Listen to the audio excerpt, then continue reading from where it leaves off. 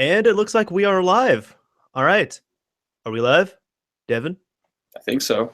All right. Awesome. Anyways, hey everyone. So if there's anybody who has been waiting, welcome. And we appreciate you coming in, all that fun stuff. And instead, we're going to be covering this as well, too, right off the bat. But I will let my guest here slash co-host for the night introduce himself. Yeah, hey, how's it going, everybody? My name's Devin. Don't really have too much of a presence online like Mr. Mario over here. Oh, But well, if you, yeah, if you want to follow me on Twitter or check me out, my handle is paranoid_coder. I'm not on there too often, but you can find me there. So yeah, that's about it for me, really. yeah. So the reason why we have Devin here tonight is because this has been authorized, but Daniel, unfortunately, he did let me know in advance, which was nice. But a couple hours before the podcast, he let me know. He said, "Hey, some stuff came up, kind of serious. He should be okay though, thankfully. Just keep him in your thoughts." But he said some stuff came up. Unfortunately, I'm not going to be able to do this, so you're going to have to go solo tonight if you're going to continue with the show, or go ahead and find someone else. And I picked. Well, Devin, why do you think that you would be a good contender for ModChat here? I don't know, Danny. We met through this channel, which means I kind of am interested in modding to begin with because I follow you. Software development is my day job, so I kind of do stuff that modders do for a living. So I don't know. I think I have some good insight, and we're also pretty good buddies, I suppose. So That that does that. helps. Yeah, fun fact for anybody that didn't know, Devin's actually the first person I met through this YouTube channel here and all that. So we end up meeting up, and now I guess I don't make smart decisions because you're in my apartment right now and you can steal all my shit. Yeah, I could. It would be on camera though. So Yeah. No, it's all good. It'd be all over the place. Personally, I think Devin's underselling himself. No, he has quite a wealth of knowledge in the modding community and all that fun stuff. So we've had very long, extensive talks, and we were actually going to be getting into a talk prior to this. And they were just like, "Oh, wait, no, we should save all the talking for ModChat because that's what it's going to be." So, Devin, thank you very much for joining in. It's been much appreciated because he joined in with like little to no warning, and you're definitely helping me out here. So I very much appreciate it. yeah, man, no problem. Obviously, I'm excited. I talked about this with you like not too long ago. Like, hey, if you ever need someone, let me know, man. So here we go. Yep, it'll be a fun time. Yeah. Anyways, first thing I wanted to talk about, I mean, we're going to be talking about Switch vulnerabilities and all that fun stuff. But I just kind of wanted to talk to someone on here about the Switch itself. So, Devin, you also own a Switch, which works out. And now in my apartment, I have two Switches. Yeah, I mean, I've got mine right here, I so I it's don't pretty nice. I don't have mine right here, Danny, unfortunately. come on, Yeah, man. I think mine's in my backpack. It's all good. I've got mine right here to show off if we need to, so don't worry. Perfect. Yeah. So far, what have your thoughts been on the Switch overall? It's really, really interesting. I've never experienced a console like this where I've thought, dang, is this really the best console I've ever owned? And, within how long has it been since it came out? Just Two under weeks? 2 weeks. 2 weeks, just under 2 weeks. So yeah, Yeah. it's pretty insane, man. I'm loving it. It's everything I've wanted in a console for quite a long time, actually. So hmm what about your I, thoughts? I thought it was going to be gimmicky as well too. I still got one anyways because I wanted to, give it a shot and all that stuff. And it's just that's kind of me. I want to, try out the new system and everything. But I've been extremely happy with it. It's to the point I have not enjoyed using a console this much in so long. Like even Yeah. my console of preference, this generation at least has been the PlayStation 4. So I've played on there, but it's just even so like it has good games and I enjoy the system. Don't get me wrong. I remember when I got the Xbox One, even at launch, it was like it was all right. But I tell people, it was exciting getting a new system, getting into a new generation. But at the same time, there was nothing really to play on there that I was kind of excited about. But like Dead Rising 3, Forza 5, those were the games I picked up at the time, and it was like it was okay. So I got back on the 360 later that night, but the Switch, like everything else, has just been collecting a little bit of dust, and I haven't really been on Xbox Live or PSN or Steam all that much. I've popped on a few times to do a few things, but I've been playing Zelda almost every single day, and that game, aside from the technical limitations, is a absolute masterpiece. Yeah, no, I absolutely agree. And You know, these days I'm not as much of a gamer as I really used to be. I wish I had more time to dedicate to it, but I find myself trying to fit time in with this console. And part of it really is because I do enjoy sitting at my couch, you know, with my bigger TV and enjoying a console that looks beautiful. But I also love handhelds, and that's kind of what I've used for a long, long time with Game Boys, DSs, and so on, PSP, of course. So I really, really like my handhelds, but it's less of a Switch. I don't have to worry about Switch. It's funny, huh? So I don't have to worry about completely switching from what I'm playing on the handheld to what I'm playing on the TV. I can do both, and that's obviously the selling point of the console. But it really is just as good as they made it out to be. It's perfect. Hmm. Yeah, I mean, even when people say it is underpowered and all that stuff, it's like I'm not saying that. You know, I'm not trying to say, oh no, it's a super powerful system. People are underestimating. I do think people are underestimating it a bit, and like I will, you know, I will acknowledge compared to its competition, it is underpowered, which is disappointing. But at the same time, I'm just having a lot of fun using the system. However, really, the only reason why you'd want to get it right now is either if you are you could be one of these two people or both. If you just want to be an early adopter, or if you want to play Breath of the Wild. I want to do both of them, and so far it's definitely satisfied that need. But I could say if it did not launch with Breath of the Wild, I would be quite disappointed. Like the other games I have Super Bomberman R and Fast Remix, which are fun games, but those are just like little casual games I'll play for a little bit here and there. Yeah, I agree. I have Fast Remix and I have 1-2 Switch. And I do think 1-2 Switch was a bit overpriced, but I don't necessarily regret buying it right now because it does show the capabilities of the console with a lot of the motion controls and stuff. And it's been a lot of fun in several different scenarios. So it doesn't really have a lot of really good games to play right now, but I think Breath of the Wild was just enough to kind of get something in there for the hardcore fans and please kind of the masses with a bit more of these gimmicky games that are still really fun to play in a party setting. Hmm. Yeah, no, I've been like Fast Remix, the more I play of it, the more I enjoy. And then Super Bomberman, that's been, you know, it's typical Bomberman, so that's been definitely fun. 1-2 Switch, I actually did think of picking it up. I probably need to play it with you at one point, but I thought of picking it up, and I saw a breakdown, like I think IGN did a breakdown of every single mini game, and that actually convinced me to not get it. Like, admittedly, the one that threw me off was that mini game called Baby. I saw that and I'm just like, no, I don't want to play this. I'm done. For the record, I have not played the baby minigame. It's kind of disturbing.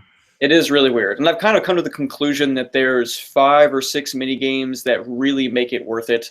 If this came out at a $20 price point, it would be, you know, it would be no question to get it. Yeah. Those mini games, those few are alone great. If they could have cut out all the other mini games and packaged that with the Switch, I think they would have really nailed it and had something really nice to just ship with it. Like, what if they even, so like the 6 games that you're liking, what if they even did something where they just like trimmed it all down and they released just like those 6 games on a cartridge that they did as a pack-in game? That either a pack-in game or just the digital. That's what I'm saying. Mm-hmm. I think those would have really helped sell the console too, because you could have just gotten it and played right away. And I mean, the games are a little bit gimmicky, but I've played several of them, like the ping pong and the quick draw, and the ones that people have seen at my work several times that people keep wanting to play them because they're that fun. Yeah. But it's only 5 or 6, and you're paying for, I think it's near 30. At 28 exactly, if I remember right. Yeah. No, even one person Xe is saying on here, you know, he'd pay like 20 but not 50 for it, and that's my thing as well too. If it was $20 I would have picked it up, but even so, like you're telling me there's 5 or 6 games that are really fun on there, and I believe that, but I'm like, but I'm paying like $50 even on disc, and I'd be paying $40 for this, and that's too much for me, at least in my opinion, to spend on there. Not to say like I thought Zelda was worth it. Super Bomberman, though, I do acknowledge that is also overpriced at $50, but I still think that's definitely a game that I do want to play. So I think Konami just priced it at 50 because, hey, they look like the good guys since it's not $60, but they have the excuse of selling it for 50 because it's like, well, what else are you going to play on the Switch? Yeah, and that's true, because honestly, I don't think I would have bought 1-2 Switch if there was a better game to represent the motion controls and something to play with people. I definitely wouldn't have paid for it at $50 if it wasn't one of the few options I had. So, I mean, take advantage of the opportunity while you can, I suppose. Can't really blame them. Absolutely. Yeah, I even Grim, he was mentioning here Mario Kart, and then right after this, I promise we'll be getting into the vulnerability stuff. But no, my excitement for this is going to be Mario Kart 8 Deluxe Edition, because I absolutely love Mario Kart 8, and yeah, it is kind of disappointing that they're not releasing a whole new one. They're just releasing a director's cut of sorts on the new system coming from the old one. But I really enjoy Mario Kart 8. I had so much fun with that, and if I can now. I pretty much told people if I can play a quick game of Mario Kart 8 on the toilet while at work, like I'm set with the Switch. I'm good. So I totally agree. And I think Mario Kart 8 Deluxe, which is the new version that's coming out on the Switch, I think that solves several of my issues that I've had with Mario Kart in the past, because I love the Mario Kart franchise, but I had it on the 3DS and the Wii U. And those are two completely different games, because even if, I mean, Mario Kart 7 versus Mario Kart 8, but also they're just completely different when you play them. Correct. Yeah, they have slightly different mechanics, different unlockables, and so on. 7's also a lot easier than 8. That is true. And my issue with it, though, is that I would always want to play Mario Kart with other people, but I wouldn't address each game on their own enough to unlock everything. And so when I would play with people, I wouldn't have anything unlocked because I didn't want to spend the time on each game.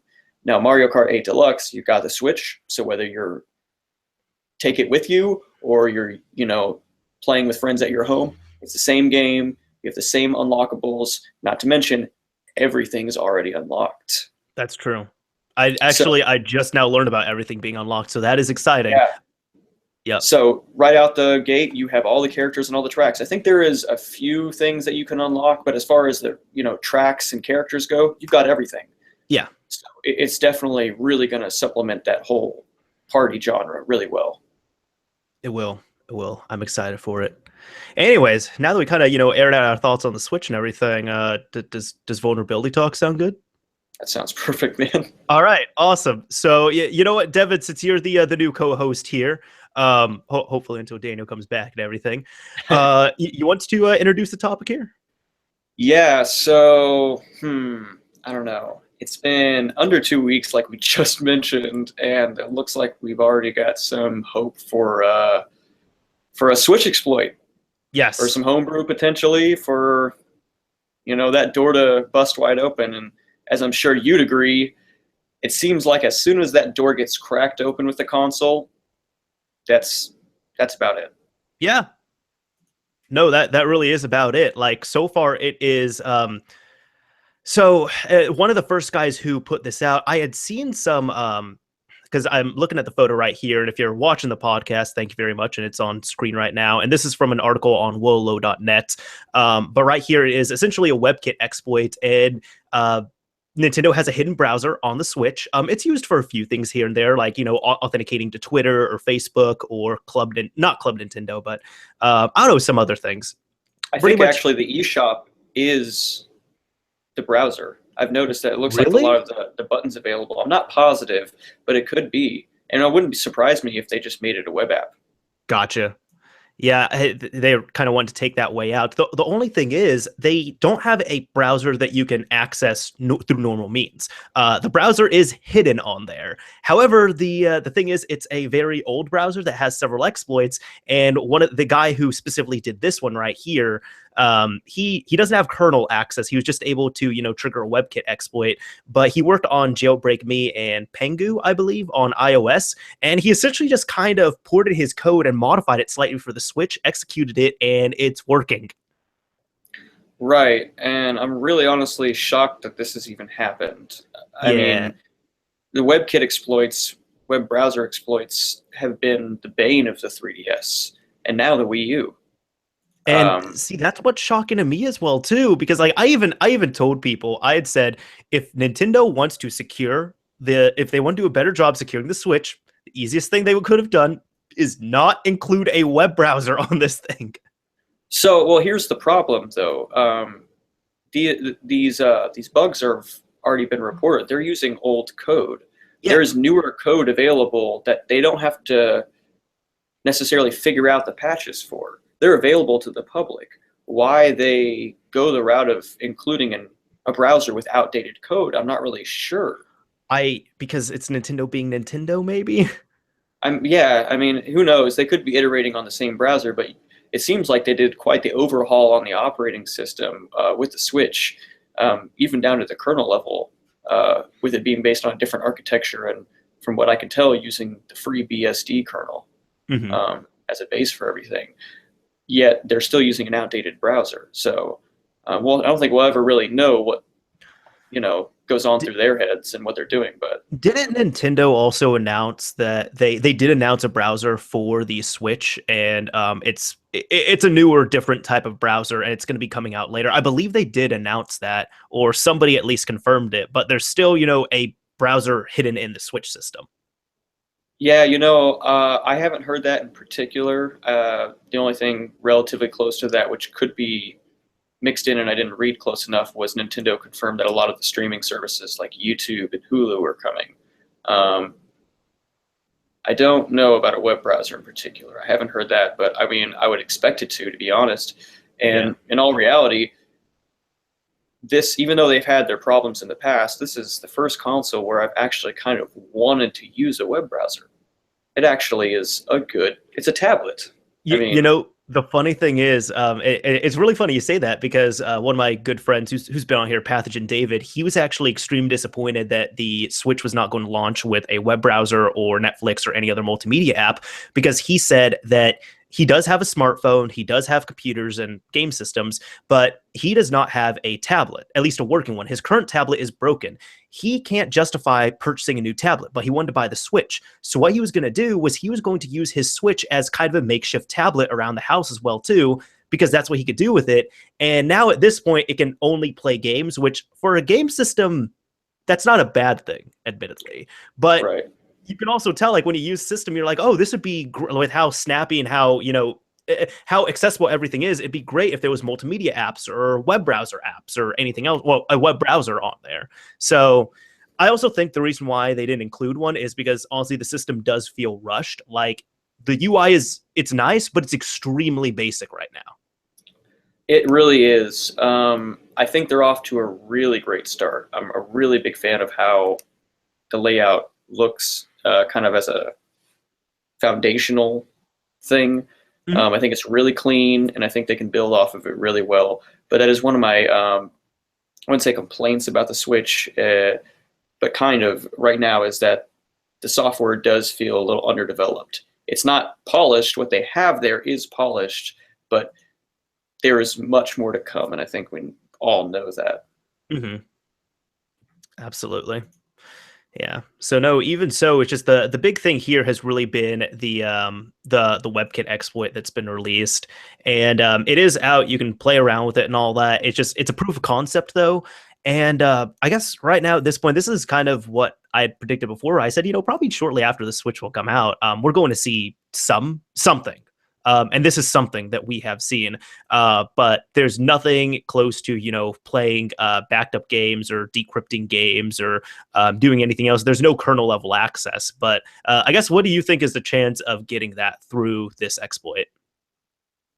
Oh, man. I mean, it's hard to say from what we saw on the 3DS. As soon as you get just bare userland access, it's all it takes. But the Switch is also a whole new console. It's possible that that second layer to get to that kernel, to get to the real meaty stuff that everyone, well, maybe not everyone, but what a lot of people want, could be that much harder. So I think it's really hard to say right now. I think this is more than most consoles get in a year. So it's off to a really great start. I don't know. We're just going to have to see. Yeah. Hopefully we see something soon on here. It'd be nice. But the thing is, first off, the Switch is sold out. So it's everywhere.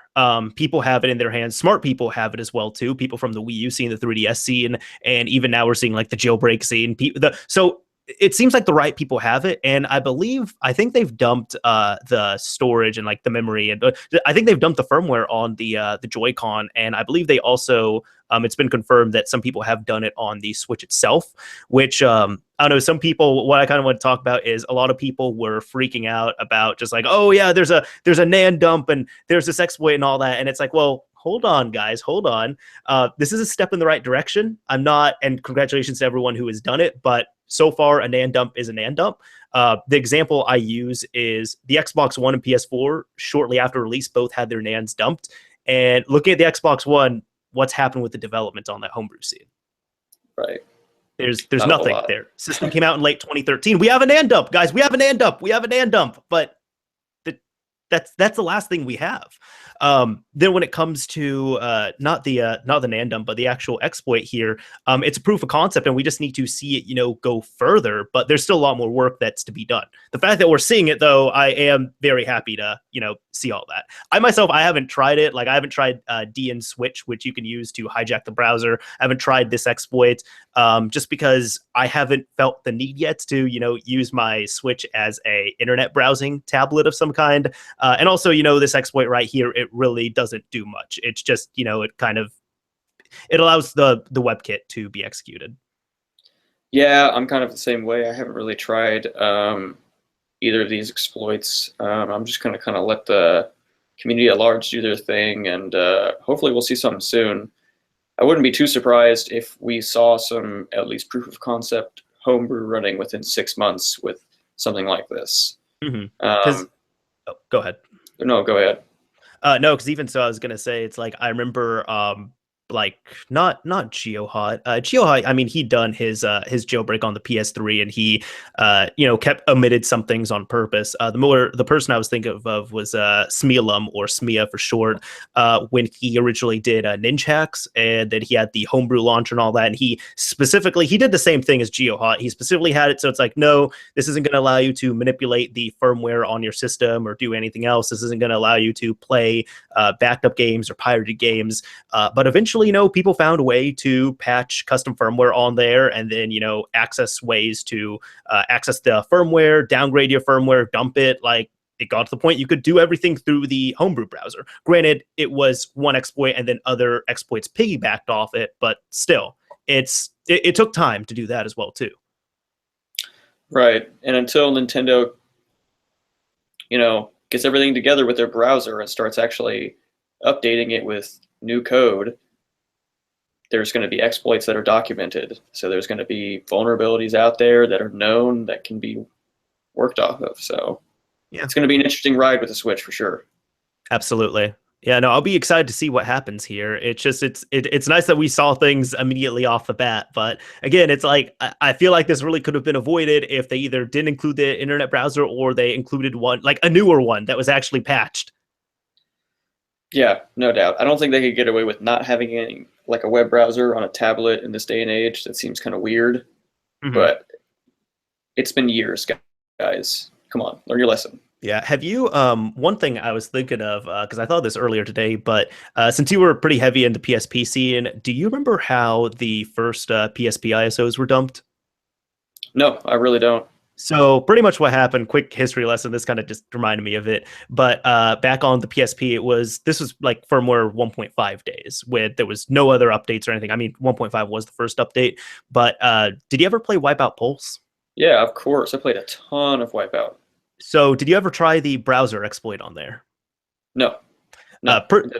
So it was very similar, except you needed a game. That was really the only difference. But and nobody used this as an exploit game, but it led to some of the first developments in the scene. Because essentially what ended up happening was the PSP didn't get the web browser built into it until firmware 2.0, I believe. But prior to that, there was a game that had an internet browser, and it was Wipeout Pulse, and it used that internet browser to download DLC, do a few other things, register your account and such to play online. And people found out about that. And there was a way where essentially you could, this was way before my time, and then I didn't understand this stuff nearly as much when I was 12, at the time. But essentially what you could do is you could go into Wipeout Pulse, you go into the area where you activated the internet browser, and then you had to, before you did all that, change a few values, like change to a different DNS server or something on your router itself. So that way, instead of connecting to the website it was supposed to go to, it would take you to a more open-ended version of the browser. And it was missing a bunch of stuff, of course, because the PSP's browser was already limited. But the fact is, you could use Wipeout Pulse as a browser. Yeah, no, it sounds familiar. I never actually ended up doing that, probably because I didn't feel like messing with DNS stuff on my router. Mm-hmm. But I didn't have a PSP at the time, so I couldn't. I see. Okay, yeah. Well, sounds like web browsers have kind of been, a target for a long time, though. They really have. The reason why I was talking about this too is because I just thought it was a browser at the time, and it was for the most part. But it had the you put in the URL and everything. It's like http:// whatever it is. Some people who tried that end up finding out that you could actually point to some of the internal PSP stuff. So you could point to /0:/ or disk 0. And people found out you could point to disk 0, and they dumped the first like 5 or 6 PSP ISOs that way. Whoa, no way. Yeah. Wow. Yeah, it was because of Wipeout Pulse. I didn't know that. That's really awesome. That browser was so insecure, or non-secure technically. It was so non-secure that they were able to access internals on the system. Jeez, yeah, QA guys. People are going to try some crazy things. It's hard to think of all the different scenarios, but wow. Yeah. It makes sense because your web browser can do the same thing. Back in Windows 95, Windows 98 days, Windows Explorer and Internet Explorer were hardly any different. You could navigate your files and stuff like that through Internet Explorer. That is true. I remember there were several times I was able to do that pretty easily. So makes sense. Yeah. Yeah. No, there was actually some questions on here that I was seeing, but Jack is asking here, do you think another exploit like Ninjax will arise on the Switch? What are your thoughts on that? Oh, like Ninjax. Essentially an exploit game. Yeah, I think exploitable games are, I don't know. It's really hard to say with this new hardware. I think that if Nintendo was piggybacking off a lot of the same stuff they were with the 3DS and the Wii U, which had a very similar operating system, a lot of the same, underpinnings, I'd be a lot more likely to say yes.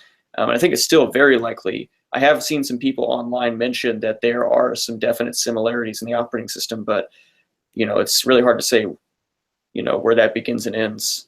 Mm-hmm. I think exploitable games are of high probability with what I've seen in the past, and if they're following the path of this web browser, they probably haven't learned too much. Yeah, and I feel like it's probably going to be something that's more web browser based. It's possible that we could see a type of game hack. If they do QR codes, that'd be interesting again.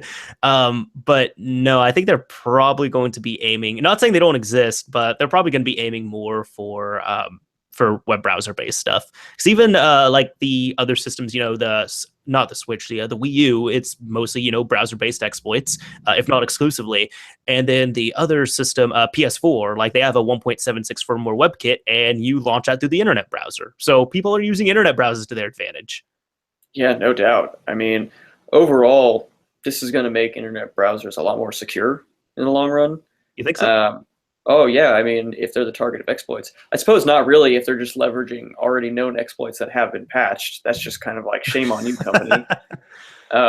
Suppose there's not really too much to learn there. But if this is a trend that continues, then we're going to end up with better products as a result of it. People are finding flaws and the better products or more locked down products, because like the Vita, for example, if you did you ever mess with the Vita or play around with it at all? No, I haven't. Because of the mess that was the PSP and the homebrew scene, they completely locked down the Vita to, now it's exploitable, but it took so many years to do that. And it got to the point, it was annoying for end users, like legit users who wanted to just use it and not worry about, custom firmware or anything else. For example, to transfer files over, you couldn't just copy and paste. You have to use something called like QCMA, which is essentially a program that you install on your computer. You could also use a PS3 or something. But point is, you have to use proprietary software, and you have to go through a really big roundabout way just to transfer files to and from your system. Yeah, I think when it gets to the point of, blocking a user from performing normal, obvious functionality, that's an issue. Hmm. I think the company could probably do better with their implementation.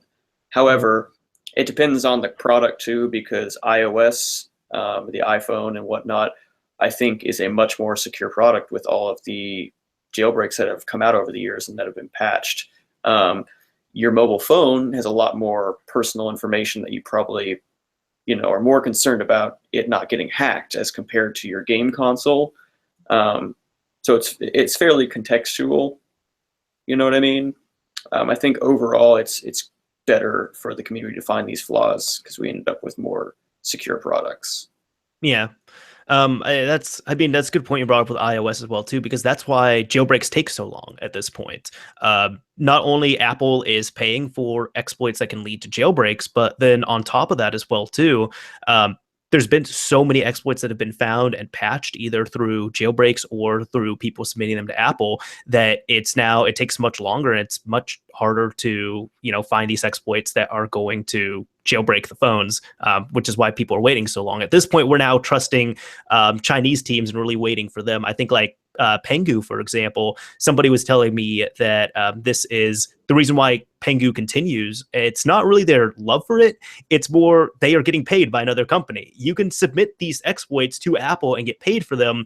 But another site, I believe it's 25pp, they specialize, in pirate. Last time I checked, they specialize in like pirated apps and such for iOS, and they pay Pengu to release these exploits as jailbreaks. Yeah, makes sense. I'm not terribly surprised, um, but yeah, no, they're taking longer and longer, and for some people that's good. For some people who don't want their phones hacked, because I don't think people realize that jailbreaks are essentially malware that you allow. Yeah. They have full system control and they could do whatever you want. We just have people good enough in the community to give users more freedom instead of hack them, I suppose. That is true. So Even on Android, like if you root your phone, which I root my phones and all that stuff, but if you get something bad, that's why super use is important. If you get a malicious app on there and you don't have you have root access but not a super user to grant and deny access at will, it could do some damage to your phone and your personal information. right, whether you know it or not. Mm-hmm. So there's multiple sides to the whole thing. There are. Yep. Too many. That's why I thought of this either today or yesterday. But when it comes to the jailbreak thing, because I have several friends who are heavily into iOS and they also like their jailbreaks. So they want to update their phones, but they also want those jailbreaks at the same time. And that's kind of why I'm happy, I'm on Android, because at this point, it's like, well, unless you're on a Samsung device, like you have a Pixel, I came from Nexus, I'm on OnePlus right now. All those brands are pretty open to allowing you to unlock your bootloader and root your device. I'm not waiting for any type of exploit to come out for months on end. Yeah, it's true, and it's especially nice with Google's monthly security updates. So it's a really nice experience to be able to just go update, keep on going without a hiccup. Mm-hmm. I also remember The only hiccup is really going to be you just have to reroute, which that doesn't change unless occasionally, and they don't really do it to block it. Occasionally it does change, but that's more of a system change, not really a change to prevent people from rooting. Yeah, absolutely. Yeah, it's kind of just comes with the updates. Mm-hmm. So it's kind of more work to get around it than it is to just reflash super user. Yeah. I do remember it's been a long time since I actually was in the jailbreak scene, but that was also much more of a pain to go through the process of upgrading your firmware when a jailbreak came out. So that's a benefit of Android that I've really enjoyed, is that being able to take those updates without having to factory reset, without losing all your tweaks that you've installed. It's just much more of a seamless process and caters to the kind of modder mindset much more. Some of them I remember as well too, especially like Black Rain and some other ones. I remember because they would get separate release candidates and updates and everything. And sometimes jailbreaking your phone, it's not kosher by Apple's means. But when I was jailbreaking my iDevices and all that stuff, sometimes I would jailbreak my device and there'd be stability issues. There'd be all these different issues. And it wasn't a matter of reflashing or anything. It's that the jailbreak was just not that stable and it was causing issues on my phone. And I know that because later on, there would be, if I tried re-jailbreaking it with the same type of thing, I still had issues. But if an update came out for that jailbreak and I jailbroke it with that new update file, it was fine afterwards, and it worked like a perfectly stocked device that I have, extra system access over. Well, and I'm not going to speak to jailbreaks, from the last few years, last couple of years, because I really haven't been in that scene. So I don't know if anything has changed, but the way that most of those tweaks that you used before worked, basically because they could not modify the underlying system, they would inject their code on top of the system and kind of overwrite what was going on in memory. Right. So that added more resources, I suppose, to the whole mix. So if you continue to pile on tweaks, different jailbreak, features and whatnot, your phone would get increasingly less stable because each of these tweaks were not designed to work with each other, and they're stacking more and more code on top of each other.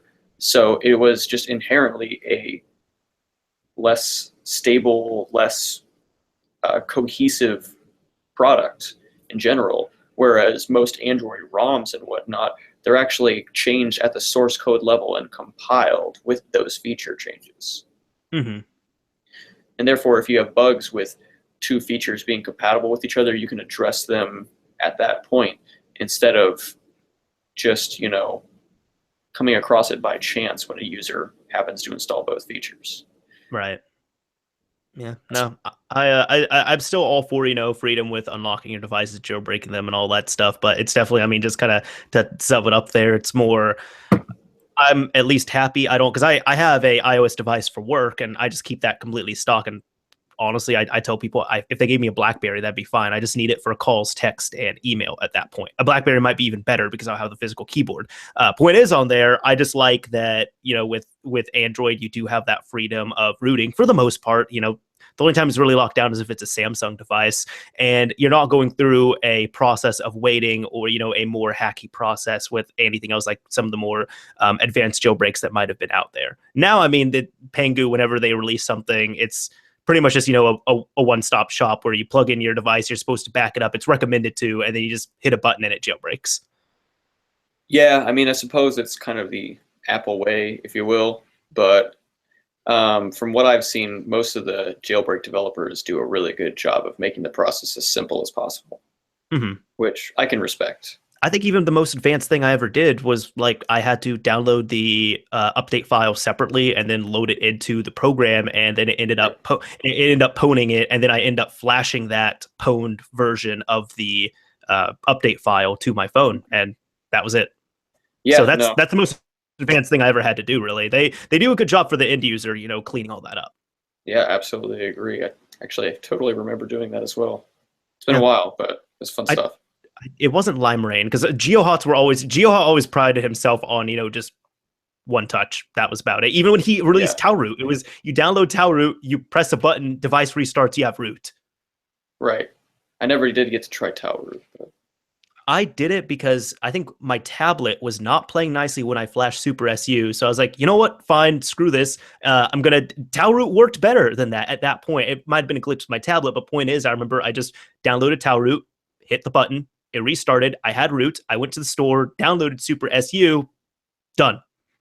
Well, and it's developed by GeoHot. It probably had quite a few different checks and measures to make sure everything was in line. So if something went wrong at all or something wasn't perfect, it probably compensated for that. Yeah, he made a really good app with that, and it was really just, it was going to restart regardless, and it was more one of those things where it's like, hey, if this can root your device, when you restart, you'll have root. If it can't, you're still going to have the same device. Mm-hmm. Absolutely. Yeah. All right. So let's see. Next up here, Devin, how much did you like the Dreamcast, or what was your experience with it? Oh, yeah. The Dreamcast has a special place in my heart. There's definitely a few games on there that are going to just, I'm going to remember them forever. I'm going to come back and play them. Sonic Adventure, Jet Grind or Jet Set Radio, depending on, what you prefer. There's Shenmue, so many. And that console was modded to just no end. It was insane. There was pretty much no protection on it, from what I understand. Actually there was protection, like fun little history lesson there. A lot of people think there was no protection just because you could, I mean, correct me if I'm wrong, but you could go online, download a game, burn it, and pop it in, right? Correct. Actually, what they did with that was GD-ROMs themselves. That's what Sega used. To this day, they still haven't been cracked. Like, you cannot burn off a GD-ROM in the same format. You can't get a self-booting one. You can't do that. What they did, though, was for old karaoke CDs, they used a format called Mill CD. And the Dreamcast was compatible with this Mill CD format. So what people ended up doing was they saw, like, when they hacked into the Dreamcast, they're like, oh, well, Mill CD works. You can transfer data through Mill CD. What if we dump the contents of this game, repackage it as a Mill CD, put the image out there, burn it onto a disc, and play the game as a Mill CD as opposed to a GD-ROM? And I take it worked. Yes, because that every burned Dreamcast game you're going to download, or every unauthorized copy, is technically it's technically a Mill CD. Interesting. I did not know that. Yeah, so you're literally playing, I mean, it's the same game, don't get me wrong, it's going to be downsampled and all that, but you are literally playing a different format. Interesting. Yeah. Yeah, I had no idea. Then, do you have any idea how the whole emulator scene worked with that? Because I know that emulators were relatively popular on there. I don't know how they coded the emulators, but I mean, they use the same way, where all discs that you can boot up and play on the Dreamcast use that Mill CD exploit. Yeah, I suppose. Huh, that's really interesting. Yep. I didn't know that. Yep. But yeah, in general, it was an amazing console. I still have one somewhere at my mom's place or something. I know I still have one around, and I still have some games. But yeah, I'll play that thing forever. Yeah, Way ahead of its time. It's a great system. The reason why I was mentioning it, and we weren't just going down memory lane here. This is actually something I wanted to bring up here briefly. But have you ever heard of this game, Devin? It's Millennium Racer Y2K Fighters. Well, not before this news. Okay. So the link will be down in the description talking about this here. But essentially, the story is, and I just tell my manager about this, and we were just kind of all, he was mind blown about it, just because these are things that happen. The other day we got into a talk about preservation, and I've talked about preservation a little bit here on the channel and on ModChat.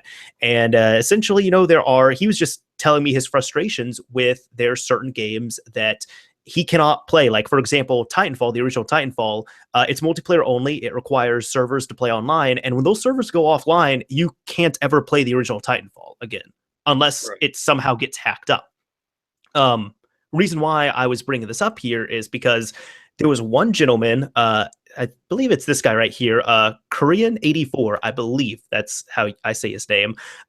He loves the Dreamcast. He ended up purchasing a Katana dev kit, which is a Dreamcast dev kit. Katana was the code name for it. And he found some files on the hard drive. The files were for this game called Millennium Racer Y2K Fighters, which was complete. It wasn't an alpha build. It wasn't a beta build. It was a complete game. The reason why this was never released is because it was going to be released near the end of the Dreamcast life cycle. The Dreamcast, unfortunately, at the end of its life, really crashed and burned, so companies didn't want to waste money putting that stuff out there. So they had this game complete, sitting on dev kits, and they just decided to not release it. So what this person, I believe they're called, their username's Japanese Cake, what they did was they got a hold of these files. They ended up repackaging them, so they re-signed them to work on retail consoles as opposed to exclusively on dev kits. And then they were able to make this region-free, make it self-booting. They, of course, put it into a GDI file, so just much like they use the Mill CD on there, and now we can play this game that almost no one had heard of. Right. I mean, sounds like just minimal changes, and you've got a brand new game. Yeah. They even take a stab at the Wii U here. They said, yeah, it is a complete version. Cool, right? Another brand new game. The Wii U is far from being that good. Poor Wii U. Yeah. I mean, we've seen things like this for various other consoles before, but nothing nearly as complete. From what I understand, this was on the PC at some point in the past. Yes. So maybe there wasn't as much work to port it over, but it's still incredible to have a fully functioning game. Again, like this was a game that, yes, it did release. Like, as you said, it came out on PC and it was going to have a Dreamcast release, but nobody, like, I'd never heard of it in, Dreamcast circles and all. I'd never heard of this game before. It was really never mentioned, at least in the mainstream when it came to different releases, unreleased games, all that fun stuff. But again, somebody picked up a dev kit, and if it got into the wrong hands, maybe they could have wiped the system and then that game would have been gone. Or maybe eventually, if it just wasn't touched and nobody really cared about it, the hard drive would have gone bunk on there and then we would have lost this game. The point is, this is a game that was complete, was going to come out, got canceled, finished game. Nobody had any idea about it. And then it just now got released a few days ago. Yeah, you're right. I mean, there's chances that like surviving, the test of time is pretty incredible. So it's nice that we have it. It's on the internet. It's going to be there forever. And Dreamcast, fanboys are having a great time. I mean, absolutely.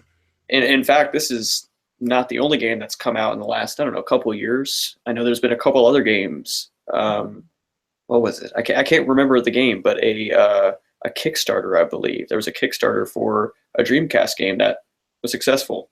There's been several Dreamcast games that have been kickstarted. There's one, I think, this one's like a 3D first-person shooter, which we really don't see because most of the games we see are shmups, which are, just like similar to Galaga and other types of games, and like 2D style games. But there's still a lot of development going on the Dreamcast to the point where, again, this system came out in the first ever release was in Japan, 1998. It was essentially dead by 2001, I would say. And we are still getting releases into 2017, whether they be homebrew, they're all unofficial, don't get me wrong, but whether they be homebrew releases or games like this that got lost. Right. It's pretty incredible. Yeah. And the console is totally deserving of it. It was a great console, and it's really nice to see this stuff living on and see people still have passion for the console. Mm-hmm. Yeah, and it's definitely a great passion. Like it's definitely a great console to have passion for as well too. So I love that the Dreamcast is still alive in this way. It's zombified now. Yeah, absolutely. Yeah. Can't forget what were they called? The little memory cards that had the screens on them. The VMUs. VMUs. That's right. Yeah. Oh man. I never used any individually. I know you could end up doing things like you could take They had little mini games on them as well too. So there were several games where they were all interactive, like they showed some type of thing on the screen. But there were several games that also had like mini games, or I think even like the Sonic Adventure titles, they had you could raise your Chow and stuff on there. Yep, I had that game, and I believe there was a Jet Grind Radio one of some kind. I had a couple of those that I would carry around with me. Mm-hmm. Yeah, I never got to do that, unfortunately. Even when I got my Dreamcast later, I was just like, I'm not. I heard they were they bad for like with battery life? I don't remember in particular. I don't really remember swapping them out constantly, but this was like what 2000. Okay, something like that. I mean, it was a while ago, so I don't really remember, but I don't feel like it had terrible battery life. Yeah, I was told they didn't have the best battery life, and then it wasn't just like a AAA battery you could put in. It was like those little annoying watch batteries. Yep, the flat ones. I forget what they're called. But that maybe like the CR 2023 or something like that. Yeah, I think something like that. Yeah. Point is, they weren't just everyday batteries that people have around. Right. Yeah. All right. So next thing we can kind of bring up on here, Devin, how much have you looked into emulation? That seems like a broad statement. I mean, I've emulated a lot of things. Okay. But I don't know about the one that you're talking about. This would be the this one. It is. I haven't tried this myself personally, but it is RPCS3. Sounds like a PS3 emulator. It is. It is. Yeah. There's. Oh, go ahead. I haven't touched anything like that. I think probably the newest console I've tried to emulate is like the PS2. Briefly. Mm-hmm. I haven't tried PS2 emulation on this computer, but I think it's, for the most part, it's pretty up to par. Yeah, I would hope so. Yeah. At this point. Yeah, no, the reason why this is important as well too is because this was again from another article on Wolo where he was talking about RPCS3, and I'll even share my screen here for anybody who is watching. And if you are, thank you very much again; it's much appreciated. But no, what they've done is they've been able to get like right here, they have a compatibility list, and as quoted here, almost 94 games are considered playable and more than 300 additional games that can load properly. So we are seeing games that can actually load on here. And granted, you do need quite a beefy PC as well too. I'm even looking at this right now. Oh, well, I'm looking at this here. This is Persona 5 apparently, and this game can boot. But if you look in the corner, which you might not be able to see, it is running at 2.92 frames per second. Oh man. Yeah. So that's booting at least. Yeah. But still, this is definitely like I think the last time I looked into RPCS3, it was a few years ago. I never tried it myself, but it was a few years ago, and it was definitely not up to par like it is right now. Yeah, And it's even always interesting to see how these emulators develop too. It seems like typically there's two major ways to go about developing an emulator. You can either work on the emulator and try and make as many games compatible as possible. Some people would say that's kind of doing it right, even if it takes longer to get what you want to play. Or hyper focus on a few games that are the most popular for the system that you know people are going to want to play. and the latter, that's kind of what they like. That's almost kind of like PS1, PS2 versus N64 in that way. Right, N64 seems pretty hyper focused Yeah. By the way, on a few games. I also want to mention on here, if you're watching this, the link's going to be down below when this podcast is over. But apparently, they even said that this is playable right here. This is a Spyro game. But I'm looking at this; it's playing at over 30 frames per second, and it looks great. I mean, it does look good, yeah. And if they Yeah. can like round out the frame rate, it would be a pretty sweet play. Mm-hmm. Well, even so, like since it's a console game, just playing around 30 frames a second, that's still playable. I know some people might chastise me for that, but hey, I don't care. Yeah. Some of us have had, lower end PCs in the past. You know what I mean? Mhm. You gotta work with what you got. Not even lower in PCs. It's like I play on console, so it's like 30 frames a second really doesn't bug me. On PC though, I do want 60 frames. If I'm playing a console game, I don't mind all that much. So Yeah. yeah, no. When it came to, I forgot what I was gonna say here, but no, it's just I've been extremely impressed to see how far this has come along. I haven't seen any development on Xenia, which was the Xbox 360 emulator, and that's been in development for a good amount of time. The last time I saw it, there are games that are booting up and that are playable, but there's nothing that you can really, fully complete on there, unfortunately. Interesting. Yeah, like I said, I haven't looked into it too much. I don't know. There hasn't been too many games in the Xbox 360, PS3, or even this current generation that I've been dying to play, that I'd want to go through the hassle of trying to emulate a new console. Mm-hmm. But I don't know. It takes time. Yeah, it absolutely does. I mean, the PS3, what we're seeing, like good emulation on it now, 11 years after it has launched. Right. Yeah. Which is appropriate, I think. It can be bittersweet when a newer console gets emulated too quickly. Mhm. I suppose to some people it may, make it harder to justify buying the console. Yeah, that actually happened with the Wii U as well. Unfortunately, I mean, now we're seeing Cemu, which we're gonna talk about here in a bit. But I remember Cemu and the first version of Cemu. I say Cemu. It could be Cemu. How do you say it? Yeah, I've kind of seen it as CMU. Okay, so Cemu Cemu. sounds like a sea cow. Yeah, the Wii U Cemu. emulator there. Um, But no, I remember it launched around the same time, like almost within a week of loading going on the Wii U. So within about the same week, you were able to play backups and pirated games and stuff on the Wii U console, or you could emulate them. I remember it was funny though, because when this was announced, I want to say it was.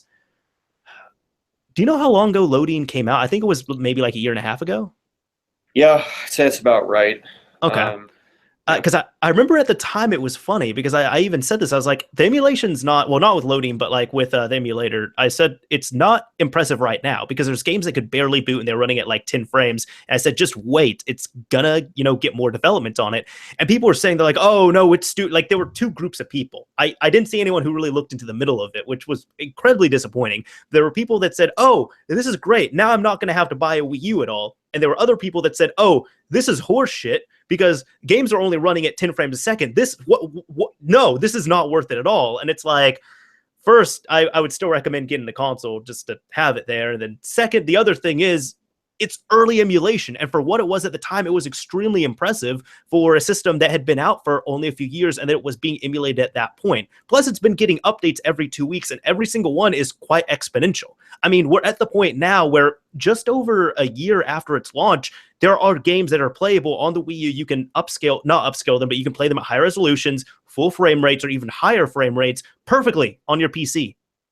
All right. Pretty incredible. Mm-hmm. For the record, it looks like loading came out looks like maybe the first release was in October of 2015, so you're pretty much right. Okay, so about a year and a half? Yeah, loading GX2, the first open beta was released in February 2016. So, which seems to be probably the more common version that was used. Right. Yeah, and I remember even at that time, like loading was complex, a decent amount complex, and kind of like the to use, and then also the compatibility wasn't the best on there. But even that has definitely, well, not spiraled out of control. It's definitely improved. Yeah, absolutely.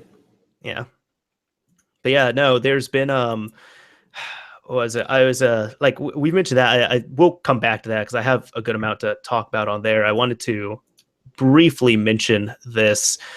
This would be the game save editor for PS4. Now, Devin, have you looked into this at all, or have you heard of this game save emulator? Specifically, not emulator. Getting off that topic, the editor, specifically the Cyber Gadget one. No, I haven't. I don't keep up with the PS4 news that much since I don't own one, like I just mentioned. And to be honest, I've only messed with save editors, very briefly in the past, so I'm not like the most familiar with them either. Right.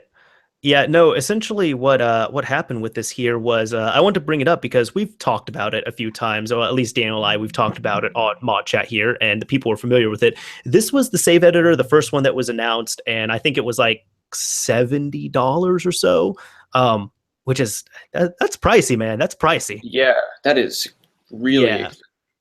Not only that, but the limitation on it as well too was that it only worked since it was released for Japan. It didn't have region free. Like it didn't work with all the regions of games. It only worked with Japanese versions of those games. Plus, you had to pay for it. You only got like a license, or you can get 3 licenses, whatever it was on there. But recently, with the latest 4.5 PS4 update, it is not working right now. So pretty much any saves that you copy over and try and load on here, they show as corrupted. They've hinted that they have a way of fixing it. So this is just going to get updated later on eventually. But the main thing about it is there's a few things that you can do. One of them, they found ways to still do this. Essentially, if you have a PS4 on a older firmware and you use something called PS proxy, I believe that's what it is. So you essentially connect to PS proxy and it's able to get you connected onto PSN and you don't have to update your firmware. You can theoretically, you can transfer a game save from a 4.5 PS4 to your cloud storage and then go onto your lower firmware PS4 and download that save, copy it onto a flash drive, and run it on the save editor here. The reason why that process is so exact is because they've nailed down that the new encryption process, I guess you can say it in that way, the new way either saves are like hashed and signed or encrypted, it has to do specifically with the transfer to another storage medium. So when they are on the drive, they're still the same. When they are uploaded to cloud and even downloaded, they're still the same. But when they are actually transferred to a flash drive or some other type of storage media, that is where it changes. Really? Yeah. That's interesting. I mean, I could understand the change happening when it goes from the cloud to the older console, because the older console wouldn't potentially have the code to support that new encryption. But that is very interesting. Yeah, I thought it was a neat way of doing it. I'm Interesting. not sure why they didn't just change the encryption overall on the save. It sounds like, sounds like the developers, they at least know what is causing the change, and hopefully they do have a fix for it. But still, I just thought it was neat that you could still use those saves on the. I didn't think that they would be backwards compatible on older firmwares. Yeah, that's really surprising. And to be honest, I don't understand why they don't. They don't. I mean, I can understand using a PlayStation or the PS proxy or whatever it was called to bypass the need to update your firmware, but they're still then. It sounds like they're supporting it somehow. That's interesting. That's very weird. Mm-hmm. Yeah, I think they just, for some reason, they felt the need to. I'm sure they wanted to stop this, so they changed the way that the save is encrypted when it's copied over to a flash drive, but they didn't see the need to change the encryption on the actual physical or cloud storage itself. Not sure why. Yeah, I don't know. We'll never know. We'll never know. Maybe Sounds they like just didn't have the time to. I have no idea. it's possible, and it's hard to think of everything when you're testing these things. Obviously, there are really creative people out there, and a lot more of them than there are, testers. Mm-hmm. But I don't know. I guess it's good for the people who pay for the product, because it's always, I'm all for supporting people who put their effort into doing stuff like this, but it is a bummer when you pay for a product like this and then you can no longer use it.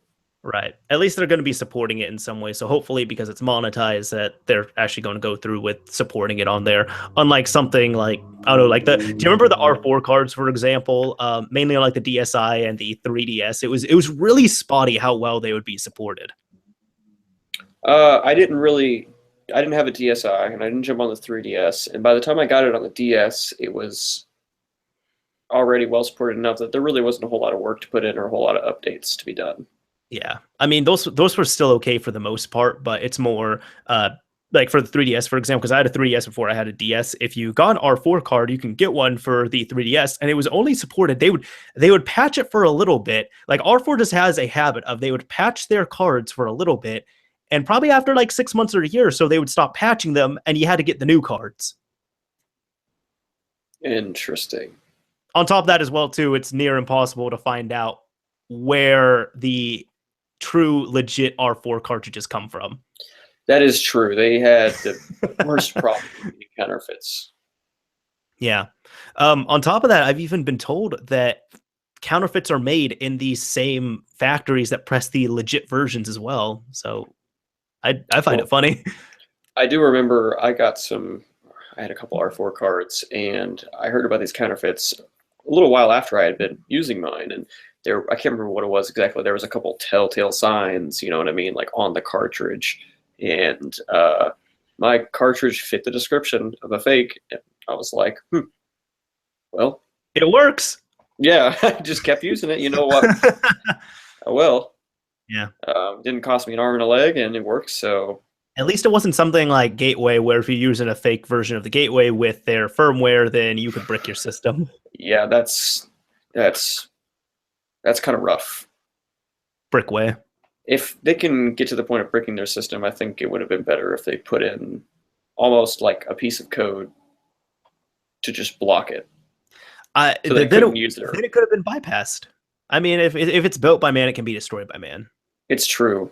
But bricking a console that's... Yeah, no, that was that. The funny thing is, I remember as well, too, there were other cards, I think, like MT card and pretty much all the clone gateways. I remember there was one update specifically that was causing those bricks on counterfeit or, clone gateway cards.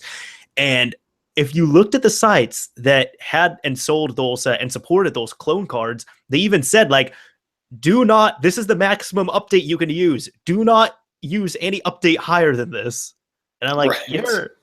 You're just not wanting to tell people that they update to that version they can brick because this is a fake or counterfeit or rebranded gateway card. Yeah, and those were always seemed sketchy too. It seemed like, Gateway wasn't always the best with updates, and those cards seemed to be even worse. They were good for a bit. Like they were always slower, but when there was nothing else going on in the scene, they were good. Like whenever they issued an update, it packed with features. They were listening to their user base and everything. But it really went downhill when ARM9 loader hacks came out, because then it got to the point where they were just stealing. They pretty much stole the method for ARM9 loader hacks and rebranded it and put it into their gateway stuff.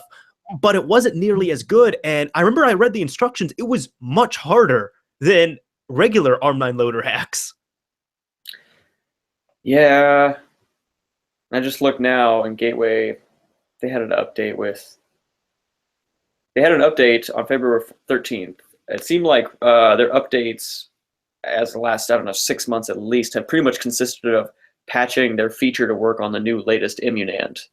Mm-hmm. That's about it. And they had like ARM9 loader hacks and beta, which was breaking consoles and all that. And the last update here, which is titled 11.3 Emunand, actually says, yeah. Oh, wait, so 11.3 does work on Gateway now? No, they actually came out and said, yeah, it doesn't work. Oh, okay. Please don't update until you hear confirmation here. So okay. They're slowly just trickling off. But I'm surprised. I mean, they're still doing updates. Mm-hmm.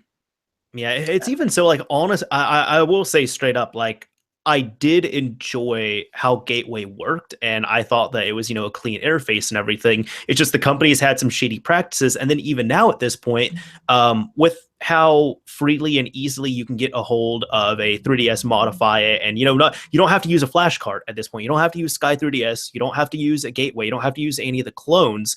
So at this point, I just don't see why people would be using Gateway, especially since now in the whole 3DS scene, that's no longer the standard. So you're actually going to make it harder on yourself if you're using a Gateway. Well, I'll tell you why, because a lot of people treat their game saves as more valuable than their hacks. That is true. I did transfer, like I did switch up my brothers from Gateway to ARM9 loader hacks, and I looked into it. I still had a need to do it, and they've been bugging me for it. And like next time I see them, I'll do it. But it is a lengthy process to transfer your Gateway saves into, like, convert them into regular saves that you can use on installed games. Right, and there is 2 different kinds of saves, card 1 and card 2, and they have their own technical weirdnesses about them. So one is harder to convert than the other. Yeah, it's definitely a chore. Mm-hmm. It is. But ARM9 loader hacks is also so much nicer. Oh yeah, you can't beat being able to boot up your console every single time. Well, you can with SIG hacks whenever we see the full fruition of that. Yeah. To be honest, I'd rather them just spend their time on the Switch. But I think that's probably what people are doing as well too. If they're not hacking up the Switch, they're playing the Switch. Yeah. Yeah. Okay. Maybe. Okay. Here is why we're not going to see hacks on the Switch for a while, because people are going to spend way too much time playing Legend of Zelda. They can't be bothered to make the hacks. I remember at the last that last like hacker conference that was in where was it? Germany, where I think Nedwill and a few other guys, they did a whole big Wii U and 3DS discussion, which we had talked about briefly. C3 or whatever. C3, yeah, it was like 34 C3 or something like that. Yeah, so the C3 conference. I remember I caught the last bit of it, and at one point, one of the people who had worked on the Wii U, there was a guy who asked him, he was like, you spend all this time working on the Wii U, and I would like to know how much time you spend playing games on it. And the crowd kind of laughed, and then the developer who did this, he's like, I can confirm I own 0 games on the Wii U. Oh, gosh. Well, I mean, I can't say I own 0 games for a console I have, but often I do feel like the consoles that I own, I spend more time hacking than I do playing. Yeah, depending on what it is. Yeah, no, that's why, like, with the Switch, I haven't even tried, DN Switch or anything else, because I've just had a lot of time. Like, I've had a lot of fun playing the console, but like 3DS especially, Xbox 360, Xbox 360, I spent like about half and half, hacking up the system and playing it. But like 3DS and PSP, I definitely spent more time, messing around with them. Well, yeah, PSP for sure for me. I remember there were times where I'd actually like go look through my library of games because I wanted to play something, and I was like, oh, dang, man, I really don't feel like playing any of this right now. And I even recently downloaded a PSP emulator on my phone, and I was like, oh, I'm going to go relive a bunch of the games I played before. There was a few I had on mine, but honestly, I was like, wait, I forgot. The reason why I like this console so much wasn't because of the games necessarily. It was because I like enjoyed hacking it. Yo, Loco Roco is the shit, though. I'll say that. It was. It Yeah, was. I've beat that game like 3 or 4 times. It's such a fun It's game. so amazing. Yeah. My other favorite games on the PSP were actually all online, which is kind of a bummer because. Dead. Yeah. Maybe you could do something like X-Link, but X-Link isn't exactly super popular either. Yeah, I've seen some tunnel stuff for the PSP, but I don't know what would be up to standard at this point, to be honest. Yeah, I don't keep up with it enough to know either. Yeah. Unfortunately. Anyways, last things on here, we were going to talk about the Devin, how do you say the Wii U emulator name? Cemu. Cemu, there. Cemu. First off, this is just kind of a brief thing that we're talking about, and this is one of these things where, we want to talk about the feature and such, at least, but let me go ahead, load it up on here. It was an article from PC Gamer that I checked out, and right now it's saying, it's running at about 15 frames a second, so around half the speed, or maybe even, depending on high environment areas, I don't know, 75% of the speed or so. Yeah, because it can drop down like 20 easily. But no, they now have Breath of the Wild working on Cemu, and hopefully I'm saying that right. They have it working on there. It's booting up. You can actually play it. It looks nice. You can play it up to 4K. Yeah, it's not the best running game, but it's also a game that just came out. It's one of the more technically advanced games for the Wii U. And honestly, I'd say the next 2 or 3 months, it's going to be totally playable at like 30 frames stable. I wouldn't be surprised if we see that. I mean, this is absolutely incredible. This is one of the other reasons why, like, normally I'd be like, there's no way that this is going to, you wouldn't have an emulator like this early. The console couldn't be hacked this early, but we're seeing exploits and emulation already. It's pretty incredible. And one thing I want to ask you, it looks really nice too. I mean, yeah, the fluidity is not there. Don't get me wrong, but like this looks great. It does. One thing I've noticed is that the bushes, especially the models, don't seem to be made with 4K in mind, which is understandable. So they look a little bit funny, but it's not because of the fault of the emulation. It's because of the fault of the hardware they were placed on, and Of course. So on. Yeah, no, they had to deal with those limitations. So it makes sense. Now, one thing I want to ask you is if you know any information on how easy this was to get running, because Cemu was the Wii U emulator, correct? Yeah. So, as far as I know, the Switch is based on a completely different hardware architecture. I believe so, because Wii U was a PowerPC. Yeah, and this is running on ARM, built by NVIDIA. Mm-hmm. But the OS must be, or the whatever engine, SDK, whatever, must be very similar. On Switch versus Wii U? Mm-hmm. How else would they be? I mean, how else would they have the emulator working so quickly? Oh, I suppose. Wait, this is Breath of the Wild for Wii U, isn't it? Yes. Yeah. No, it's not Switch. It's Wii U. Oh goodness. Yeah. No, that's why I was thinking. I was like, wait, are you asking how hard it was to develop for both systems at the same time? I've been too siloed. I've been thinking about the Switch for 2 weeks. I completely Damn forgot you, Switch! I completely forgot it came out on the Wii U for a while. Holy cow! All right, scratch everything I just said. Okay. No, it looks but good. I mean, it regardless, so far. It's impressive. Mm-hmm. It's been out for 2 weeks, and we're already seeing this, and it does look good. I mean, I think it's would be a great game to play on the PC, to be honest. Absolutely. Some people actually asked me, because I got a new GPU as well. So some were just like, "Hey, are you going to be playing Breath of the Wild on your PC?" I was like, I'd rather I'm really enjoying it on the Switch, and also even though it's the lower fidelity version and like the dirtier version compared to what the PC version is going to achieve later on, I like my desktop here. It's stationary. I'm not going to be moving it around. While with the Switch, it's like I can play right here. I can take it off. I can go around. Like it's the processing experience of the Switch that I'm liking more. So more than likely, once it's more playable, I'll probably give it a try. definitely when I beat Zelda, whenever I do beat that on the Switch, I don't know if I'm going to do a full playthrough, but I'll definitely play a bit of it on PC because I'd like to see how well it runs. But I'm not going to, stop my Switch playthrough and then do a whole new playthrough on PC, especially since there's not a way to transfer saves. Yeah, I totally agree, which is a whole another problem that we could go into. Mhm.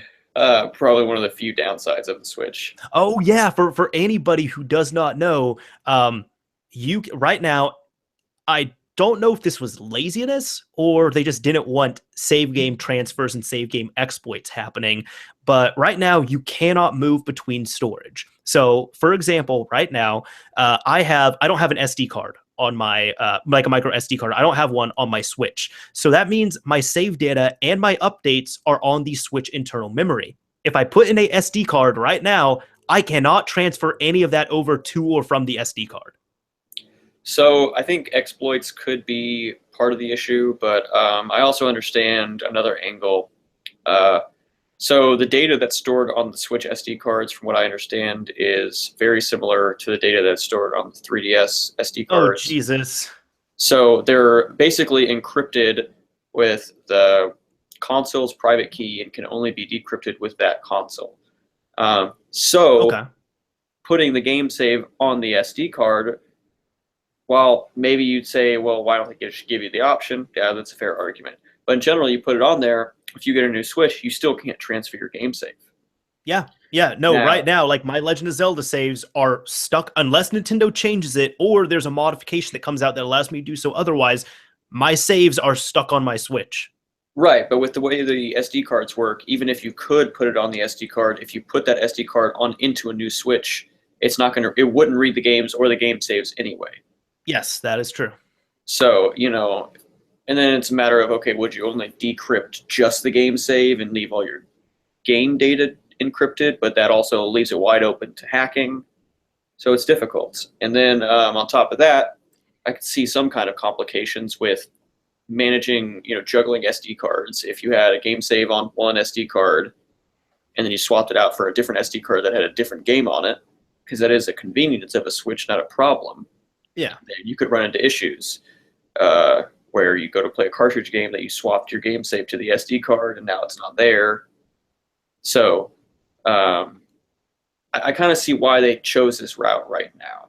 I think there's a few questions to be answered and they haven't probably just figured out exactly how they want to do it yet. They stopped me from transferring my saves and data, yet they include a old, outdated, exploitable internet browser on there. Good job. Winning.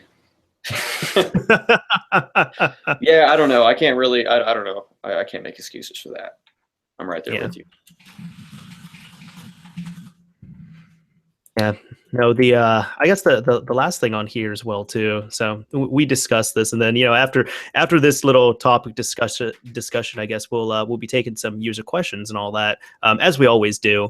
But I wanted to point you all to this. So this is the Cemu Patreon page, and in case you don't know, Cemu, it is supported by users and such, and Patreon or patrons who donate money per month, and they get all these different things. So you got 3 different tiers. $1 you get access to news. $5 you end up getting the release versions 1 week before they go public, and then $10 you get mentioned as a supporter. So seems pretty neat. The thing is, though, Devin, do you see how much they're making per month? Well, 21,144 approximately. Yeah, that's a lot of money. That's a lot. That's a lot of money. I kind of wanted to ask not only you all, but you, Devin, but not also the chat as well too. Like what you all think of this, because I see the support behind it at this point.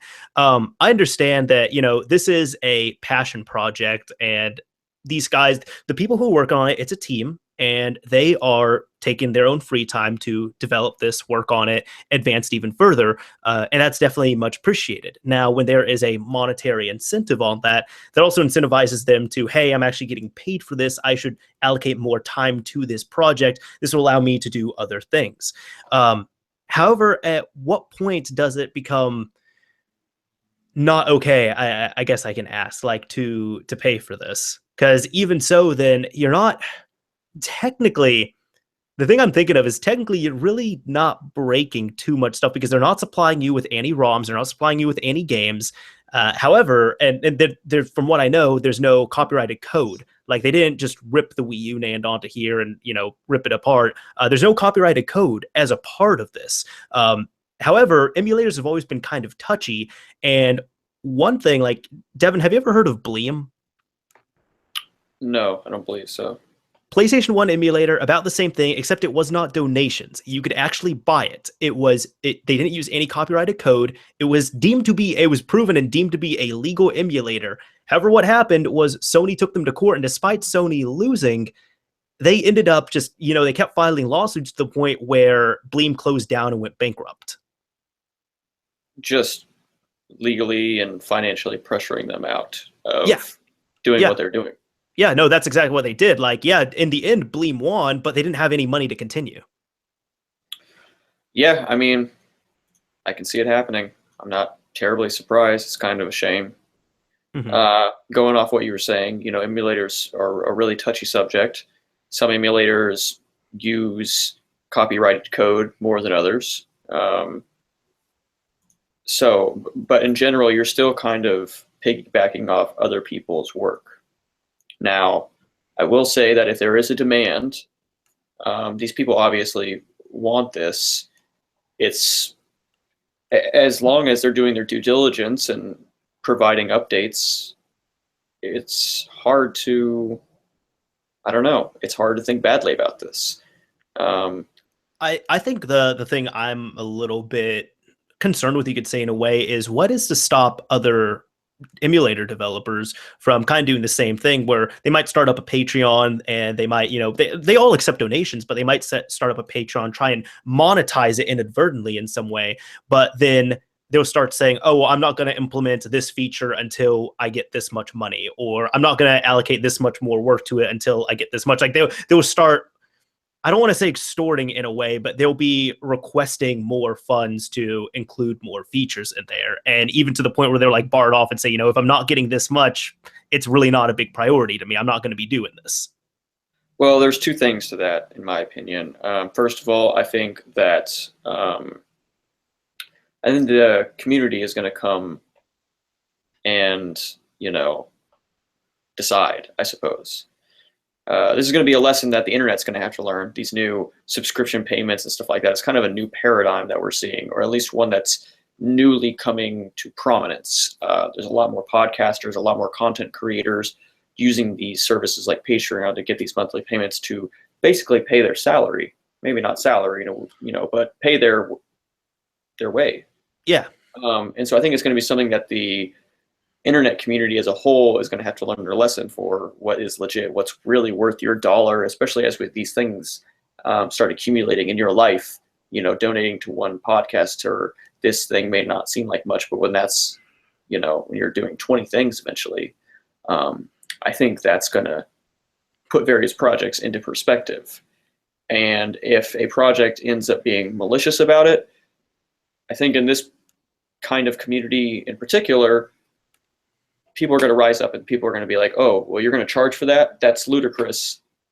Here it is. I'm hoping so, because like so far I like Team Cemu. I think what they're doing is acceptable. They're making a ton of money on there, and even like to access those features, it's not that much. And really the biggest one would be they don't keep anything exclusive on there aside from shoutouts for $10. But really the only thing you're getting is if you pay $5 or more per month, you get the latest update a week ahead of everyone else. So if you're like me, where I haven't even used Cemu, but if you're like me and you haven't donated anything, I'm going to get the update a week later. I'm still going to get it. There's nothing that's going to be exclusive to patrons.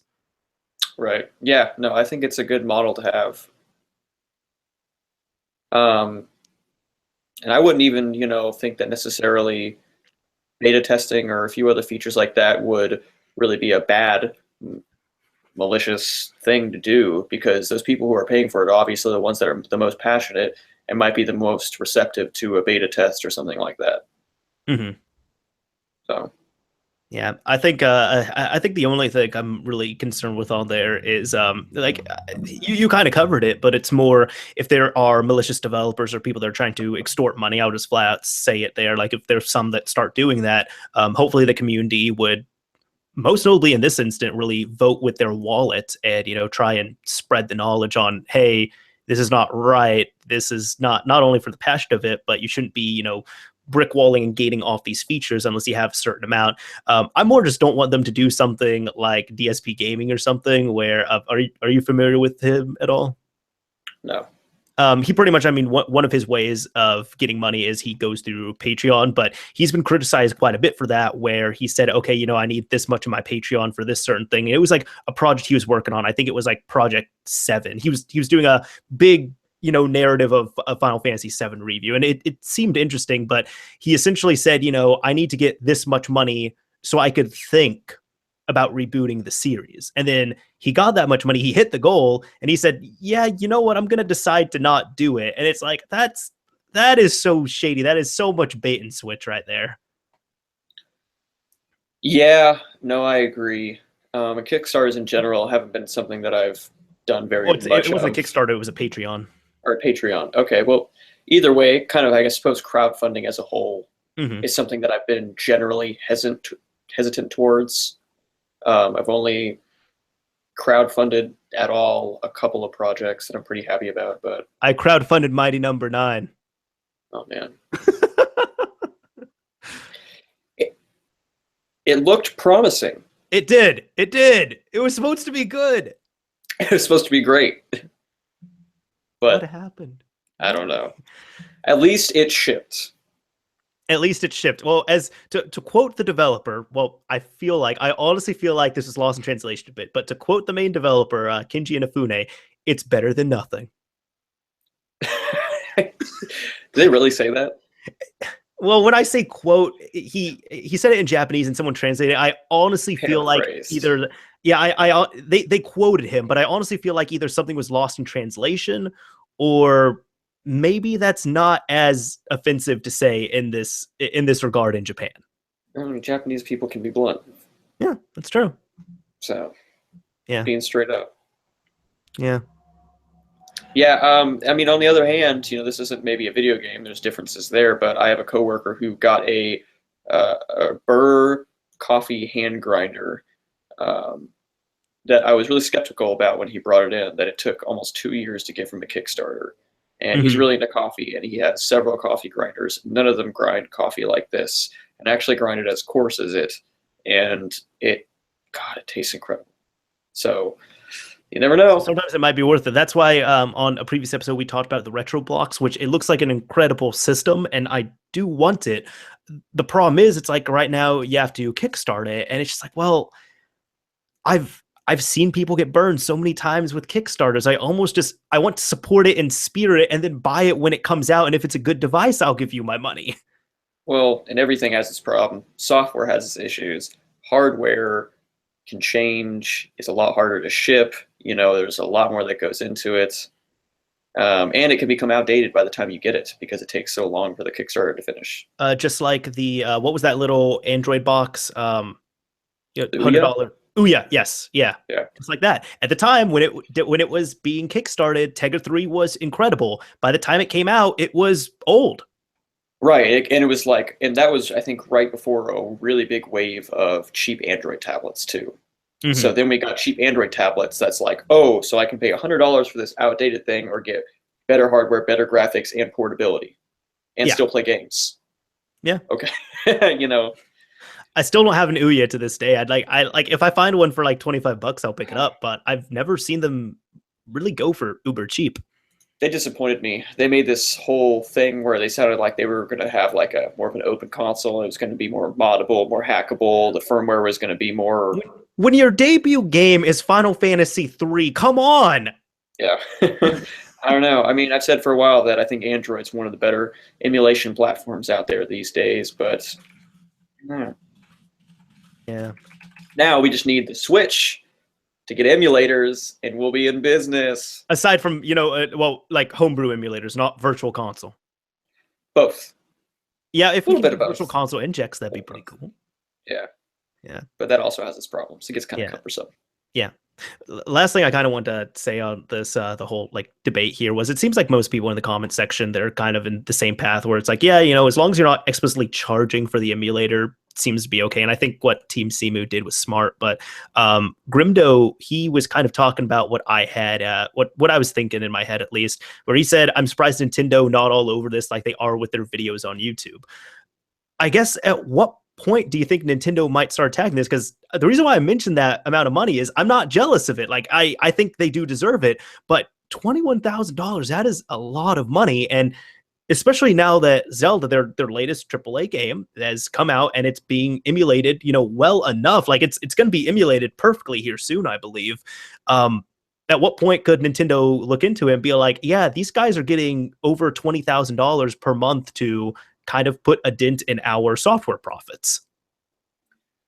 Yeah, you're right. I mean, when you start floating around cash like that, it does make a difference. And whether they have some kind of legal loophole or they pressure them out, I think that's their biggest fear. I think I'm more worried about that than I am them having too much money or something.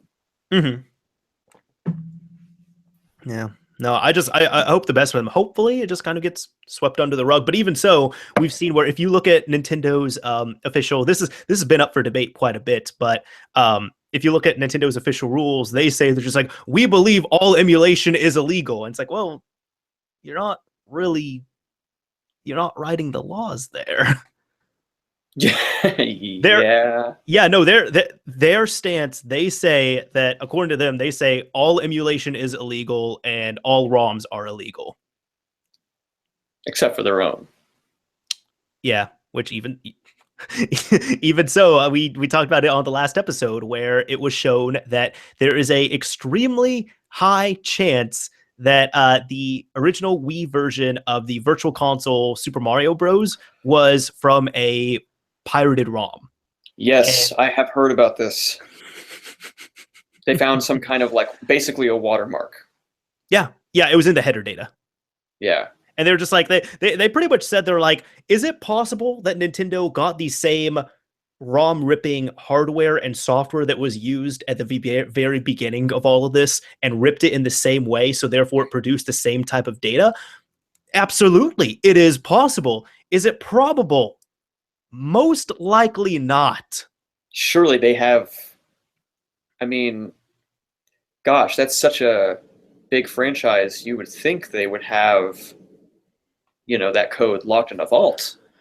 Yeah, but then even so, at this point, I honestly feel like it could have been a thing where they had an intern working there, and how much easier is it? Like, do I go through the right way and go through the proper channels in Nintendo headquarters to get the ROM, or do I look up the game on Google, like Super Mario Bros. NES ROM, and download it within 2 seconds, and then patch it into this virtual console thing, slap some artwork, done.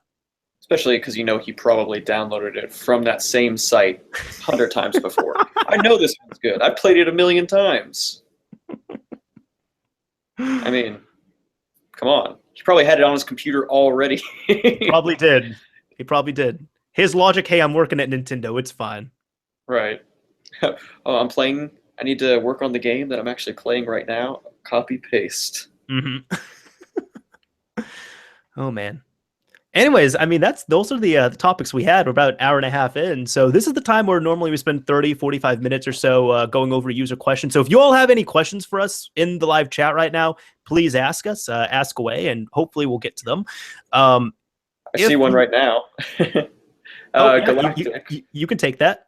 Galactic, am I still good at Rubik's Cubes? Yeah, I guess I'm still good. I mean, much better than the average person. I can still kind of, I don't know, the average normal Rubik's Cube I can solve in probably consistently 45 seconds. I could easily get under 30 seconds.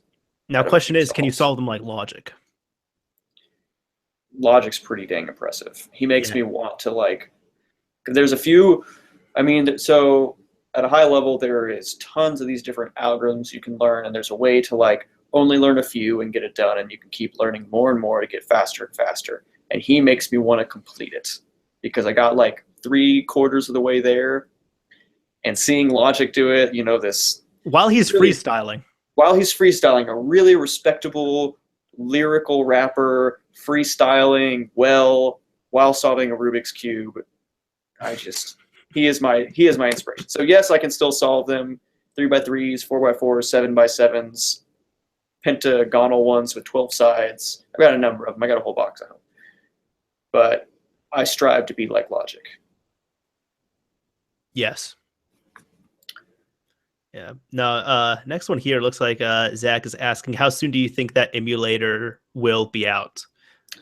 Depends on which emulator. I was going to ask which one he was talking about. If he's talking about Cemu, it's out. If you're a Patreon supporter, you'll get the updates a week early.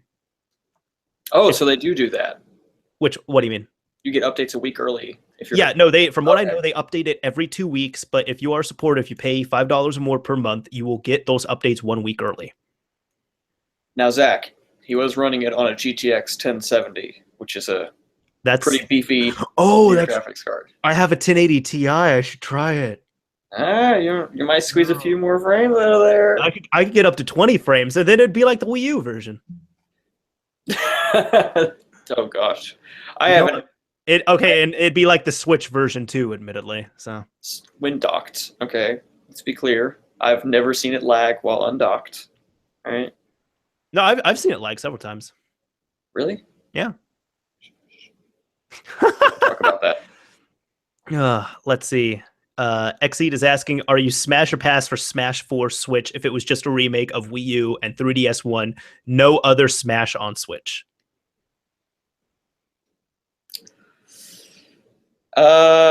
So it depends. So I don't think they're going to do Smash 4 because I've heard of rumors, which I think would be the perfect thing to do. I've heard rumors that they're going to do Melee as a virtual console title. And that'd be cool. I think that would be... So many people would buy a Switch for that.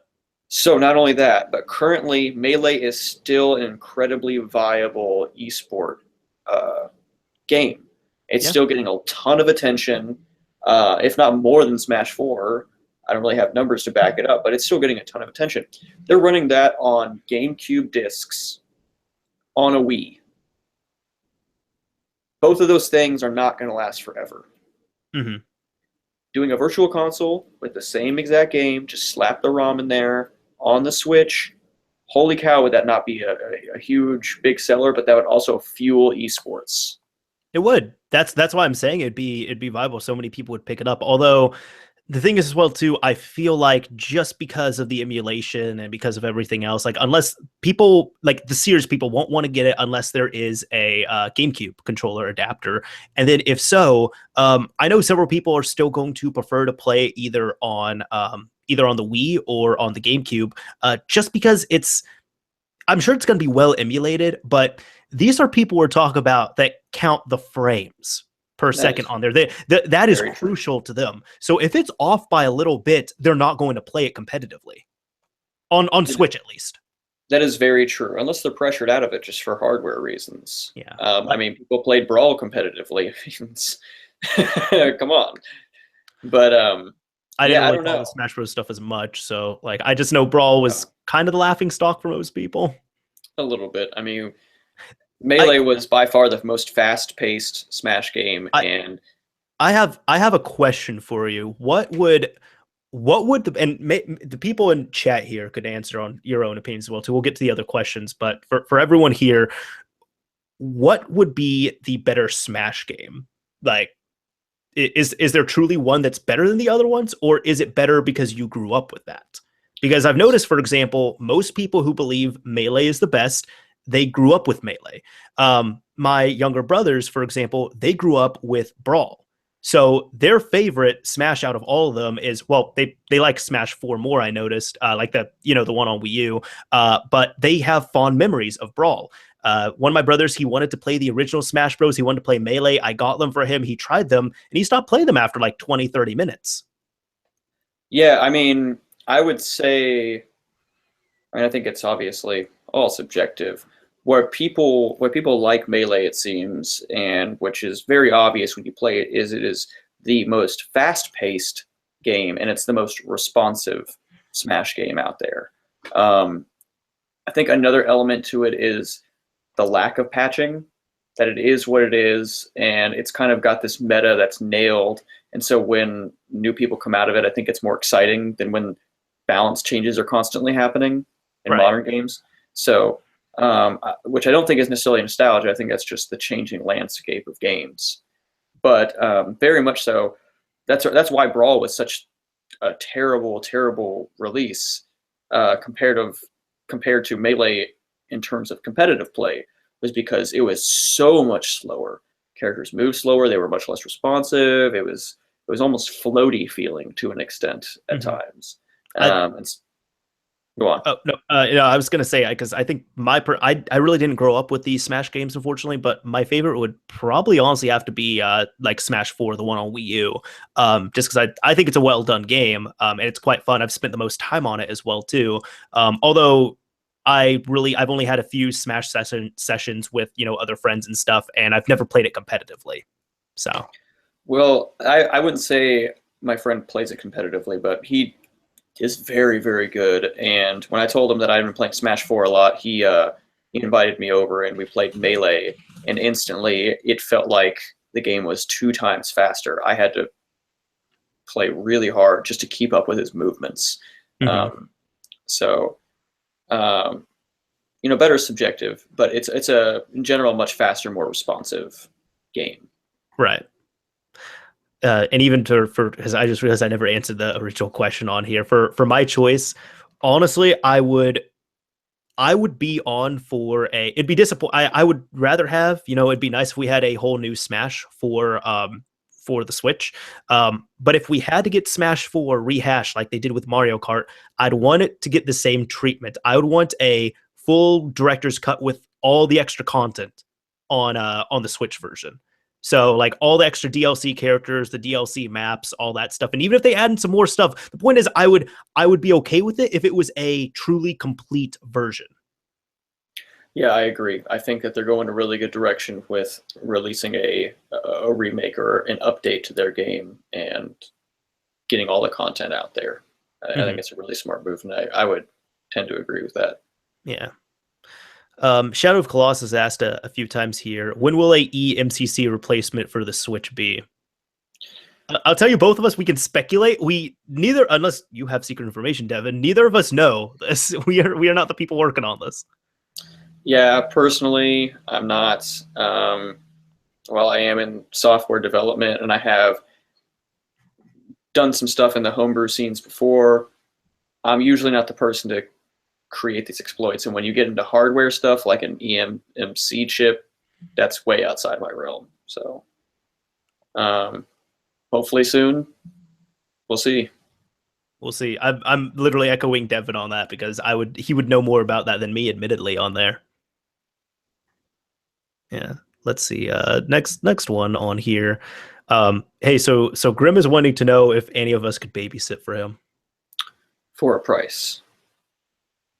Okay, yeah, ask Devin. I mean, I'll babysit my brothers, but I'm not really keen on babysitting, admittedly. It's all about the price, man. Yeah, that's true. All about that price. This one was for me, at least, on here. This was James is asking, do you still have 10 Xbox 360s, and what do I use them for? I have more than 10. And no, I just kind of have. They don't get as much rotation now, unfortunately. I mean, just because I'm on different games, different systems, and everything. But it's more of just a collection to have. I like collecting. I do like console collecting and game collecting as well too. If you look behind Devin right there, obviously. So, oh yeah, hey.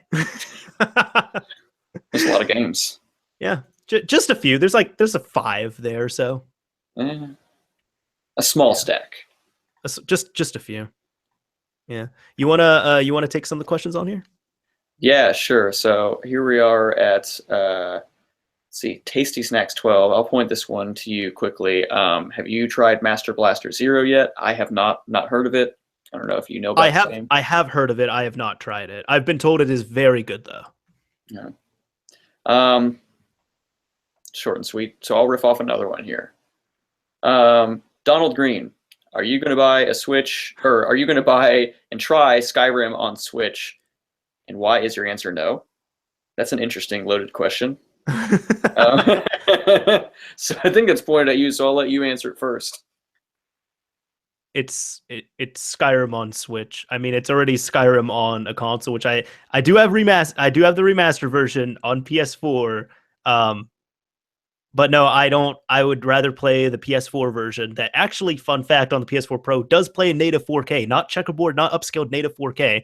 Although it's also Skyrim base vanilla Skyrim in 4K, so it's not all that impressive.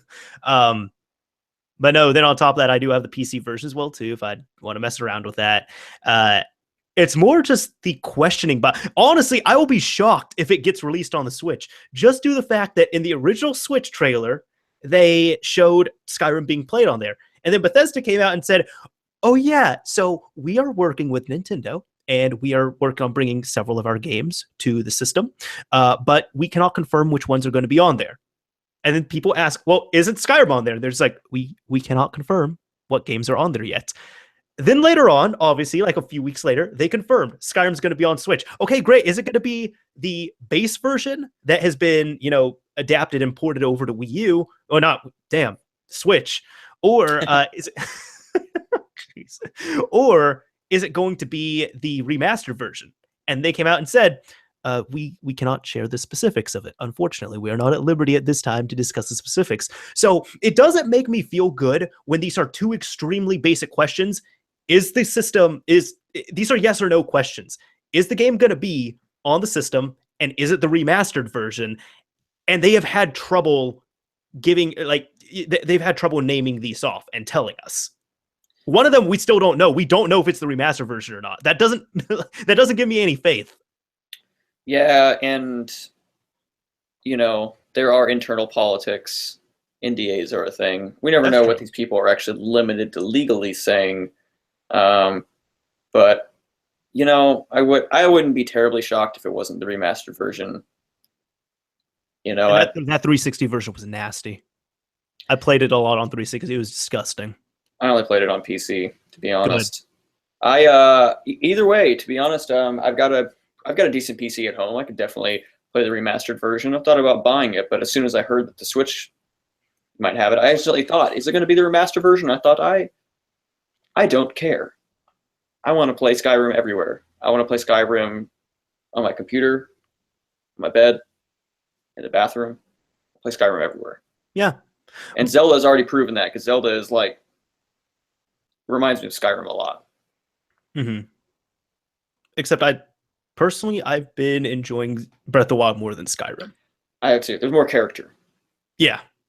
I felt like Skyrim, while it was fun to kill time, it did feel a little bit more like cookie cutter. Mm-hmm. Well, felt like Guys, it has foxes in it, not Skyrim. I'm talking about Breath of the Wild. It has foxes. Yeah, I've like 80% of my screenshots are just foxes that I've been sneaking up on, or like I've been taking pictures of, like with the little like zoom feature on there.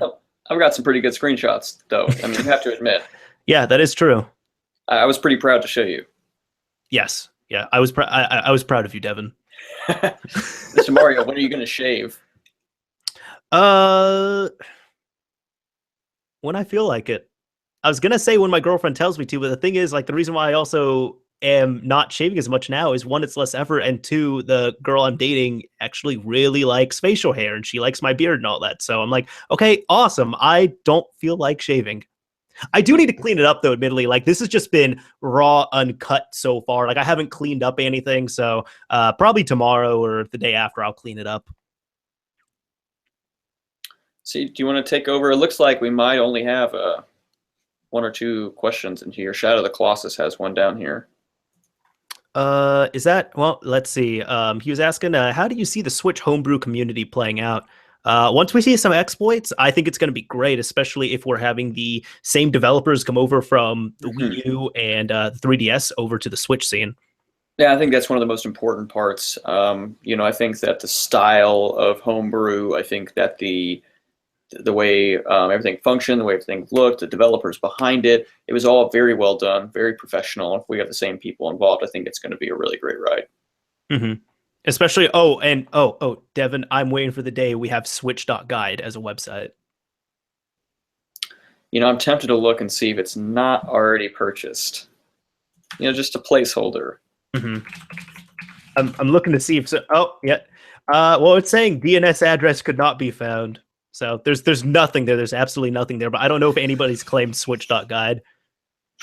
If anybody claims switch.guide, please don't be malicious with it. Like, hand it over to the guy who handles the guides. That'd be much appreciated. It's hard to say his name.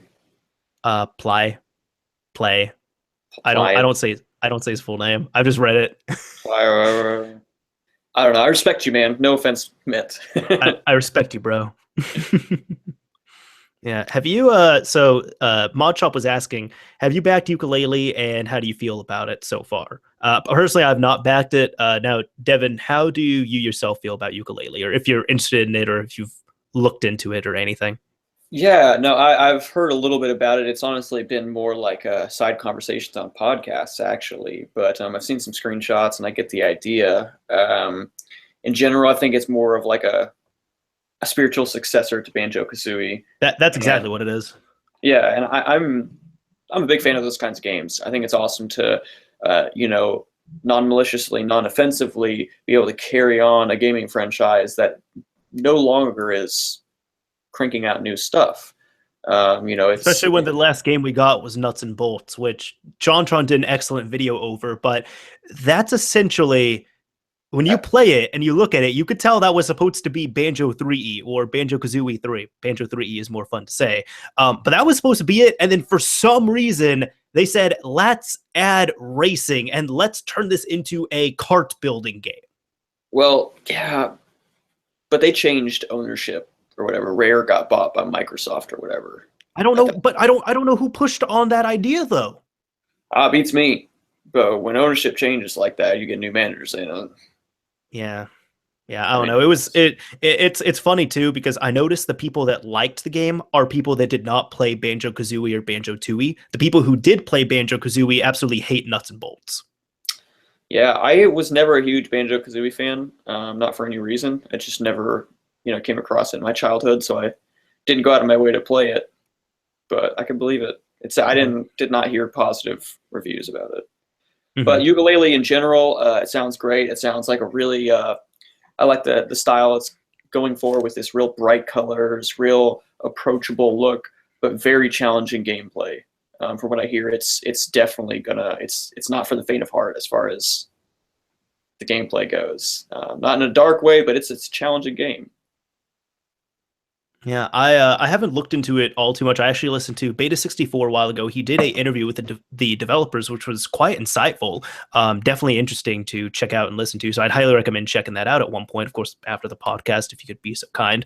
But no, the bit that I followed of it, it does look great. I have not backed it, as I said, but I'm going to wait for reviews, and then I will most likely pick it up, unless it just scores abysmally.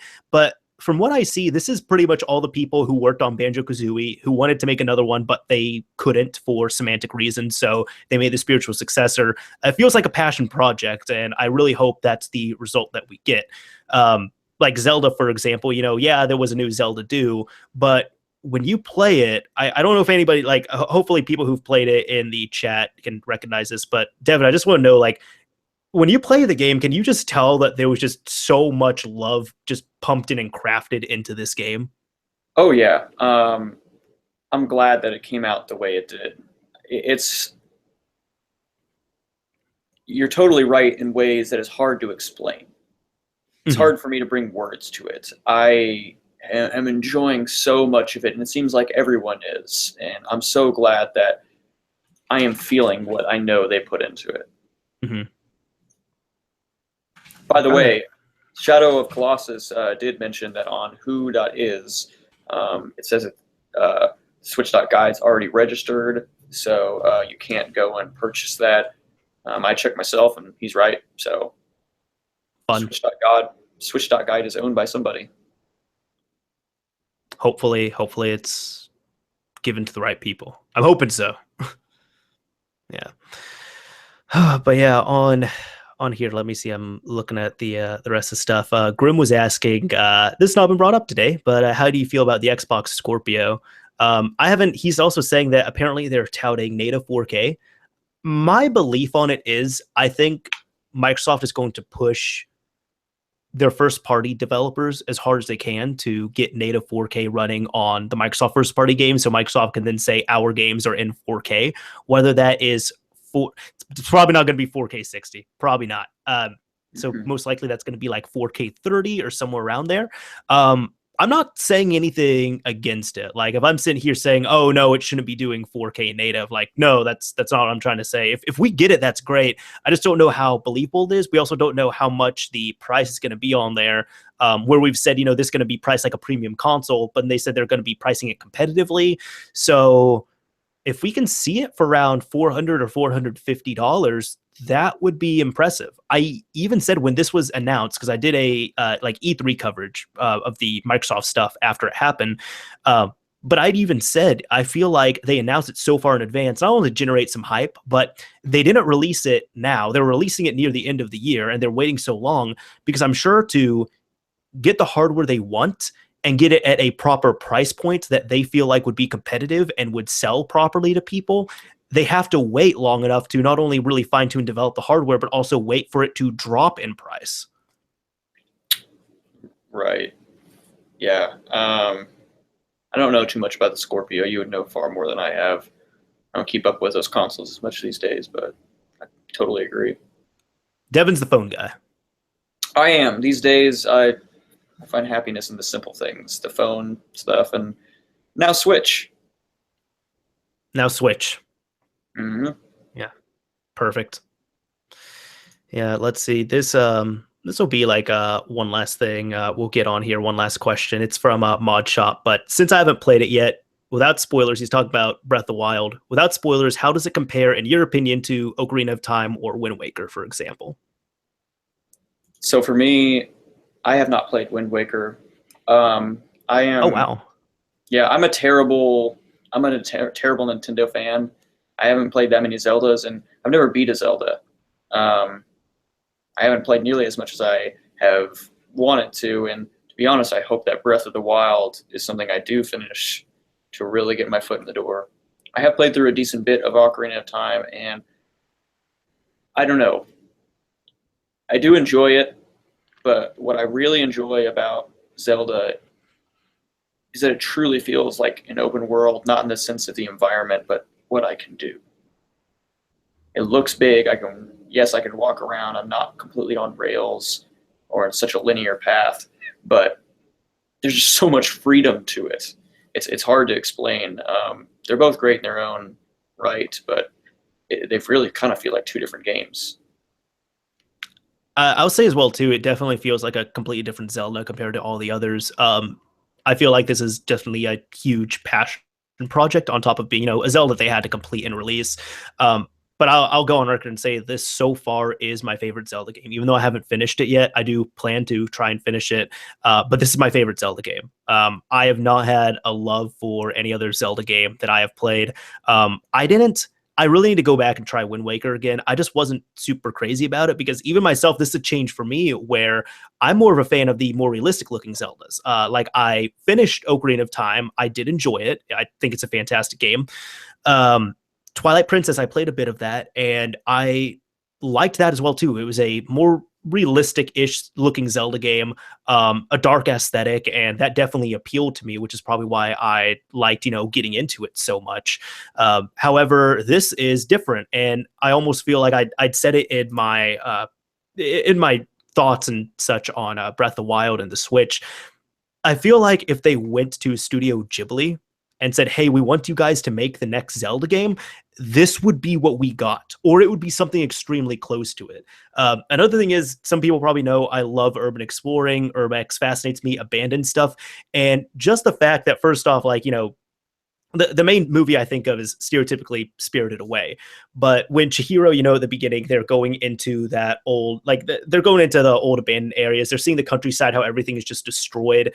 That's how it feels like in Zelda, like Breath of the Wild, so often.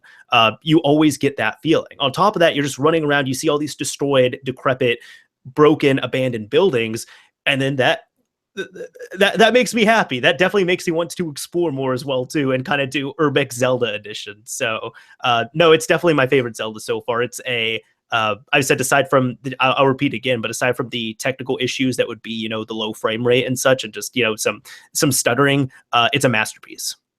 Yeah, I would totally agree, 100%.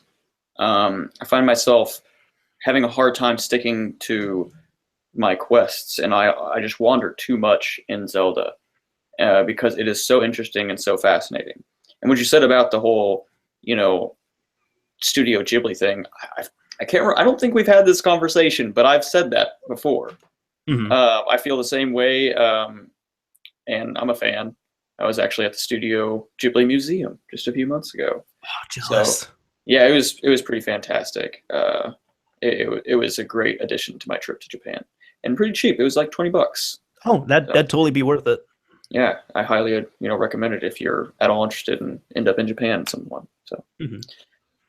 Yeah. But yeah, game overall, masterpiece. Absolutely love it, and I feel the same way. I've tried to get into many Zelda games, and I've never said, "Wow, I dislike that game," but I've never been so hooked on one and wanting to just get more. Mm-hmm.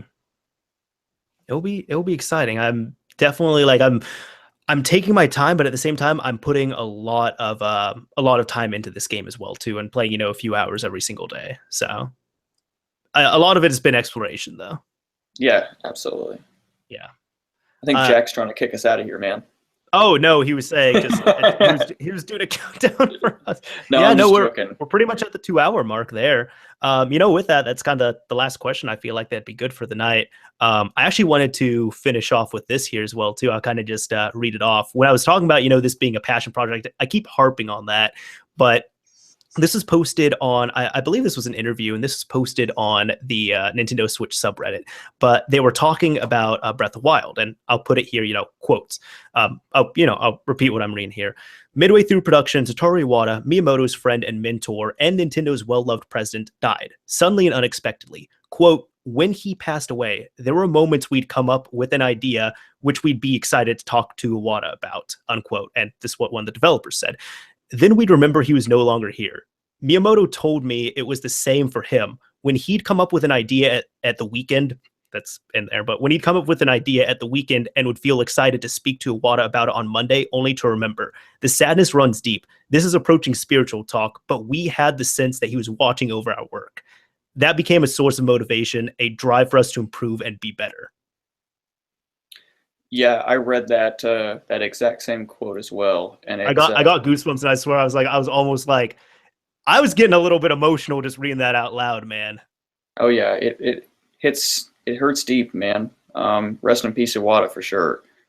From what I hear, the man was not just a leader, but just an incredible man overall, and a coder, a developer. He was a huge part of the company, and it's great to see them pursuing through his death. Absolutely. Yeah, no, I think this would even be, partially a tribute to his life. Absolutely. Yeah. Absolutely. Anyways, go ahead. It's great that it's just turned out so well with such raving reviews too. Mm-hmm. The popularity of the Switch and everything. It's definitely a great tribute. Oh, absolutely. Yeah, no. So what we're saying here is if you have a Wii U, get Breath of the Wild. If you're thinking of, if you're a Zelda fan, you want to try it, like it's worth it. I don't know. The worst thing I've heard about it was anything Jim Sterling said. And even so, that's a whole other thing. We're not going to get into it right now. In short, Jim Sterling got attacked viciously for giving the game a 7 out of 10, which is the lowest I've heard. Before that, it was getting like 9s and 9.5s out of 10.